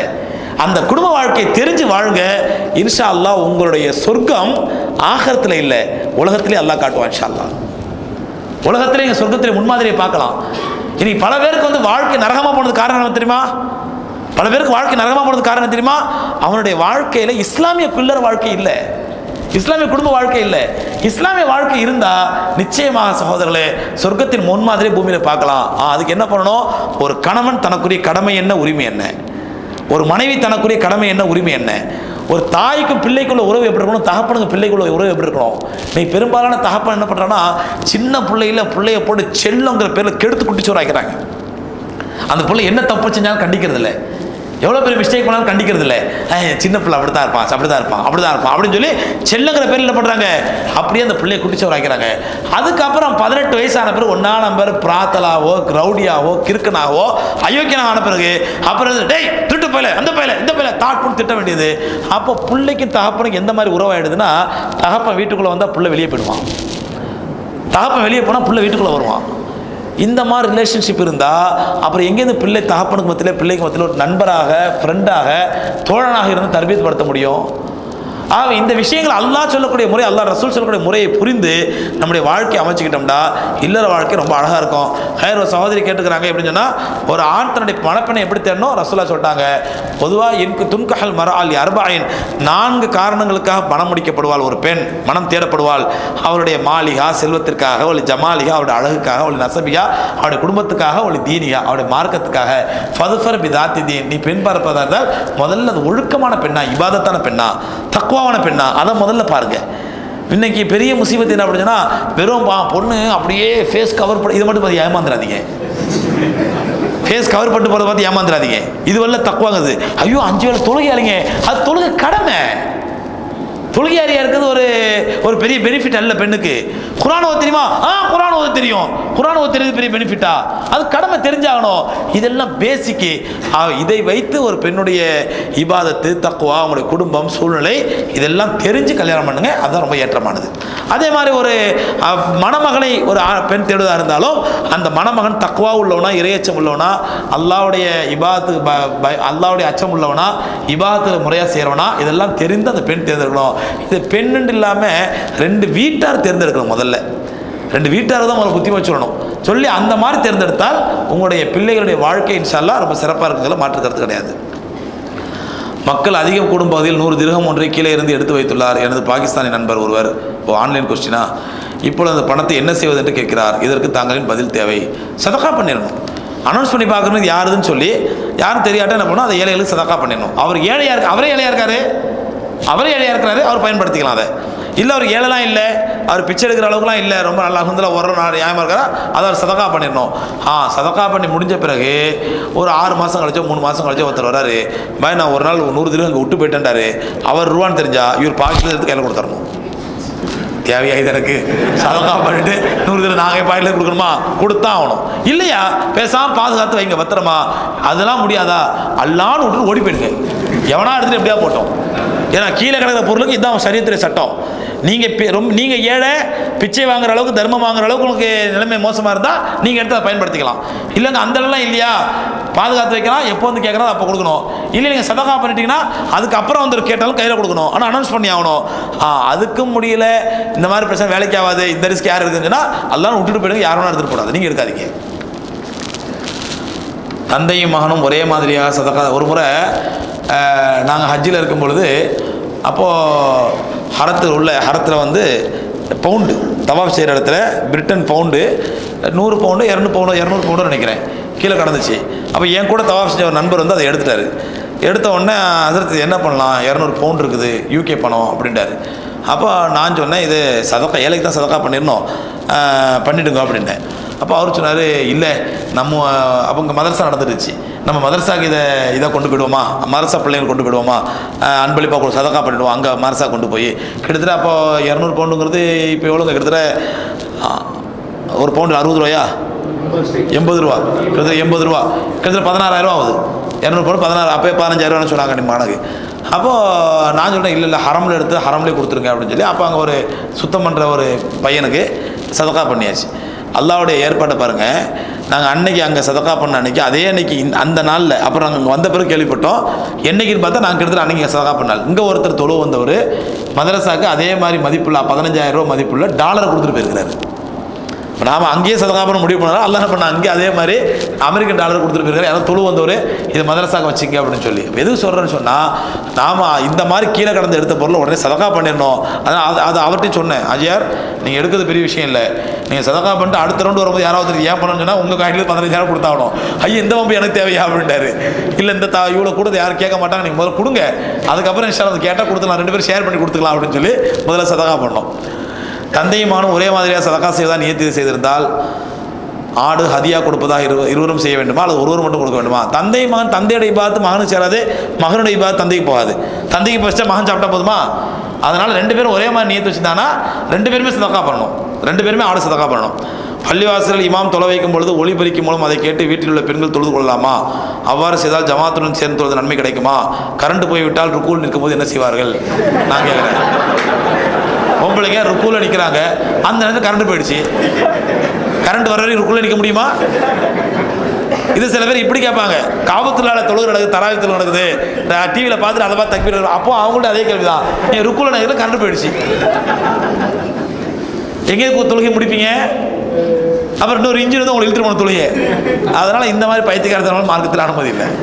அதனால தான் என்னன்னு சொன்னால், நம்ம எந்த அளவுக்கு வந்து இருக்கணும்னு சொன்னால், கரண்ட் போயிட்டாலும் நம்ம தக்பீர் சொன்னால் அவங்களுக்கு கேட்கணும். நம்ம தக்பீர் தொழுகிறவங்க அல்லாஹ் அக்பர் சத்தம் போட்டால் அங்கே பின்னாடி நிற்கிறவங்களுக்கு கேட்கணும், அல்லது மக்கத்தில் நிற்கிறவங்களுக்கு கேட்கணும். அந்த மாதிரி தான் தொழுகணும். எந்த மாதிரி இங்கே மைக்கை போட்டு மயிலாப்பூர் வந்து தோத்துருக்கிறாரு, ராயபுரத்து தோத்துட்டாரு, எனக்கு மக்கா சவுண்டு கேட்குது அப்படின்னு சொல்லி அப்படி சொல்லக்கூடாது. மதரசாவை சுத்தம் செய்யும் பொழுது தஸ்பீ ஓதி கொண்டு சுத்தம் செய்தால் காபத்துல்லாஹ் சுத்தம் செய்ய நன்மை கிடைக்கும்னு சொல்லாது உண்மை. அதுக்குலாம் எந்த ஆதாரம் கிடையாது, இல்லை சும்மா கதை. எந்த ஒரு காரியத்தையுமே தஸ்பீ செஞ்சுட்டே செய்யுங்க, ரப்பல் ஆலமீன் நிச்சயமாக அதுக்கு நன்மை உண்டு, அந்த காரியத்துக்கு நன்மை உண்டு. மதரசாவை சுத்தம் செய்யும் போது தஸ்பீ ஓதினால் காபத்துல்லாஹ் செய்ய மக்கா பள்ளியை பெருக்கி விடுக்கலாம், தஸ்பீ செஞ்சுட்டே காபத்துல்லாவை மக்காவே பெருக்கு நன்மை கிடைக்கும் அப்படின்னு சொல்லலாம்ல. இந்த மாதிரி சொல்ல எந்த ஆதாரம் கிடையாது. நபி ஸல்லல்லாஹு அலைஹி வஸல்லம் அவர்கள் வழமையாக தஹஜ்ஜுத் தொழுகை தொழுது வந்தால் நாம் தஹஜ்ஜுத் தொழுகை தொழும் பொழுது சுன்னத்தை நீக்க வைத்தோமா? நஃபில் சுன்னத்து தான், சுன்னத்தை அந்த தொழுகை நீயத்து வைக்கணும். இந்திய அரசு ஹஜ் மானியத்தை படிப்படியாக குறைக்க முடிவெடுத்திருக்கார்கள், இதை பற்றி தாங்கள் நிலைப்பாடு என்ன? நான் இந்தியாவுடைய பிரதமர் ஆன பிறகு சொல்கிறேன். செய்வினை சூனியம் பற்றி உங்கள் கருத்து என்ன? அதனால் பாதிக்கப்பட்டவர் எவ்வாறு நிவாரணம் பெற முடியும்? செய்வினை சூனியம்ங்கிறதுலாம் வந்து ஒரு காலத்தில் இருந்துச்சு, இப்போலாம் அதெல்லாம் கிடையாது. அந்த நம்பிக்கையை முதல்ல வரக்கூடாது. அப்படி யாராவது பாதிக்கப்பட்டிருக்காரா?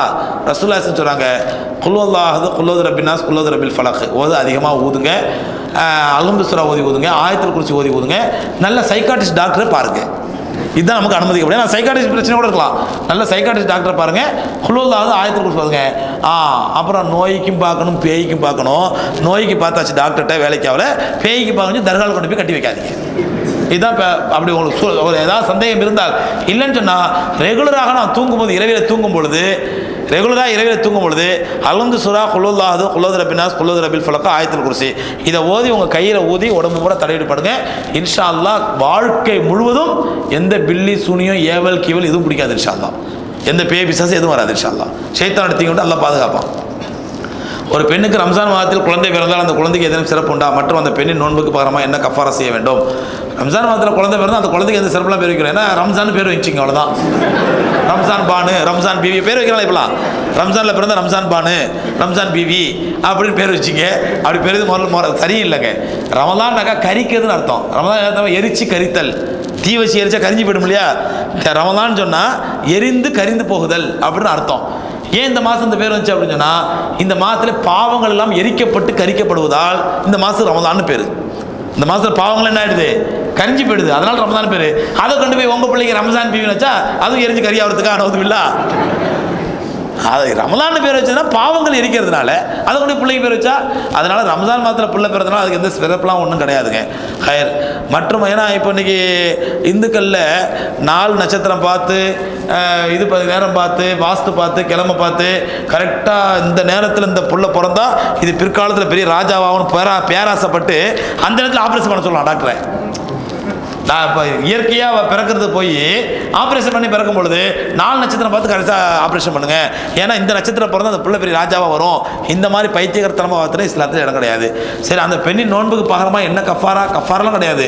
அது இன்ஷா அல்லாஹ் அந்த சுத்தங்கத்தெல்லாம் ஆகி எல்லாம் முடிஞ்சதுக்கப்புறம் அந்த நோன்பை கலா செய்யணும், திரும்ப கலா தான் செய்யணும். நண்டு ஹலாலா ஹராமா மக்ரூஹா அப்படின்னா நண்டு இல்லாட்டா வாழ்க்கையே இல்லையா? நம்ம மொத்த வாழ்க்கை நண்டுக்குள்ளே உட்காந்துருக்குது. சாப்பிடலாம், தப்பு இல்லை, எனக்கு ரொம்ப பிடிக்கும், இருந்தால் செஞ்சு கொடுத்து அனுப்புவேன். தலைமை காஜியை யார் தேர்வு செய்வது, அவர் எந்தெந்த தகுதியின் அடிப்படையில் தேர்ந்தெடுக்கப்படுகிறார்? இது என்னவோ சொல்லுவாங்க, வேலையில் போகிற மாரியாத்தா ஏன் மேலே வந்து ஏறாத்தா அப்படிங்கிற மாதிரி. இது மீன் பம்பை விலைக்கு வாங்குற மாதிரி தலைமை காஜி எங்கே யார் தெரிஞ்சு, இதெல்லாம் எதுக்கு தெரிஞ்சு என்ன பண்ணுறது? கவர்மெண்ட் தான் அப்பாயின்ட் பண்ணுது, அவர் மேலே ஏதாவது அதிருப்தி தான் கவர்மெண்ட்டுக்கு லெட்டர் எழுதுங்க. அடக்கஸ்தலம் உள்ள பள்ளிவாசலில் தொழலாமா? அடக்கஸ்தலம் கன்ஃபார்மாக தெரியுது. அந்த அடக்கஸ்தலத்துக்கு பின்னாடி தொழக்கூடாது, அது முன்னோக்கி நிலையில், அது கிப்லாவாக்கி தொழக்கூடாது, அதுக்கு முன்னாடி தொழலாம், கபருக்கு முன்னாடி தொழலாம், தப்பு இல்லை. ஏற்கனவே கபர் இருந்த இடம் அது எல்லாத்தையும் இடிச்சு எல்லாம் சரி பண்ணி இப்போ பள்ளிவாசல் கட்டிருக்காங்க, அந்த மாதிரி பள்ளி தாராளமாக தொழலாம், தப்பு கிடையாது.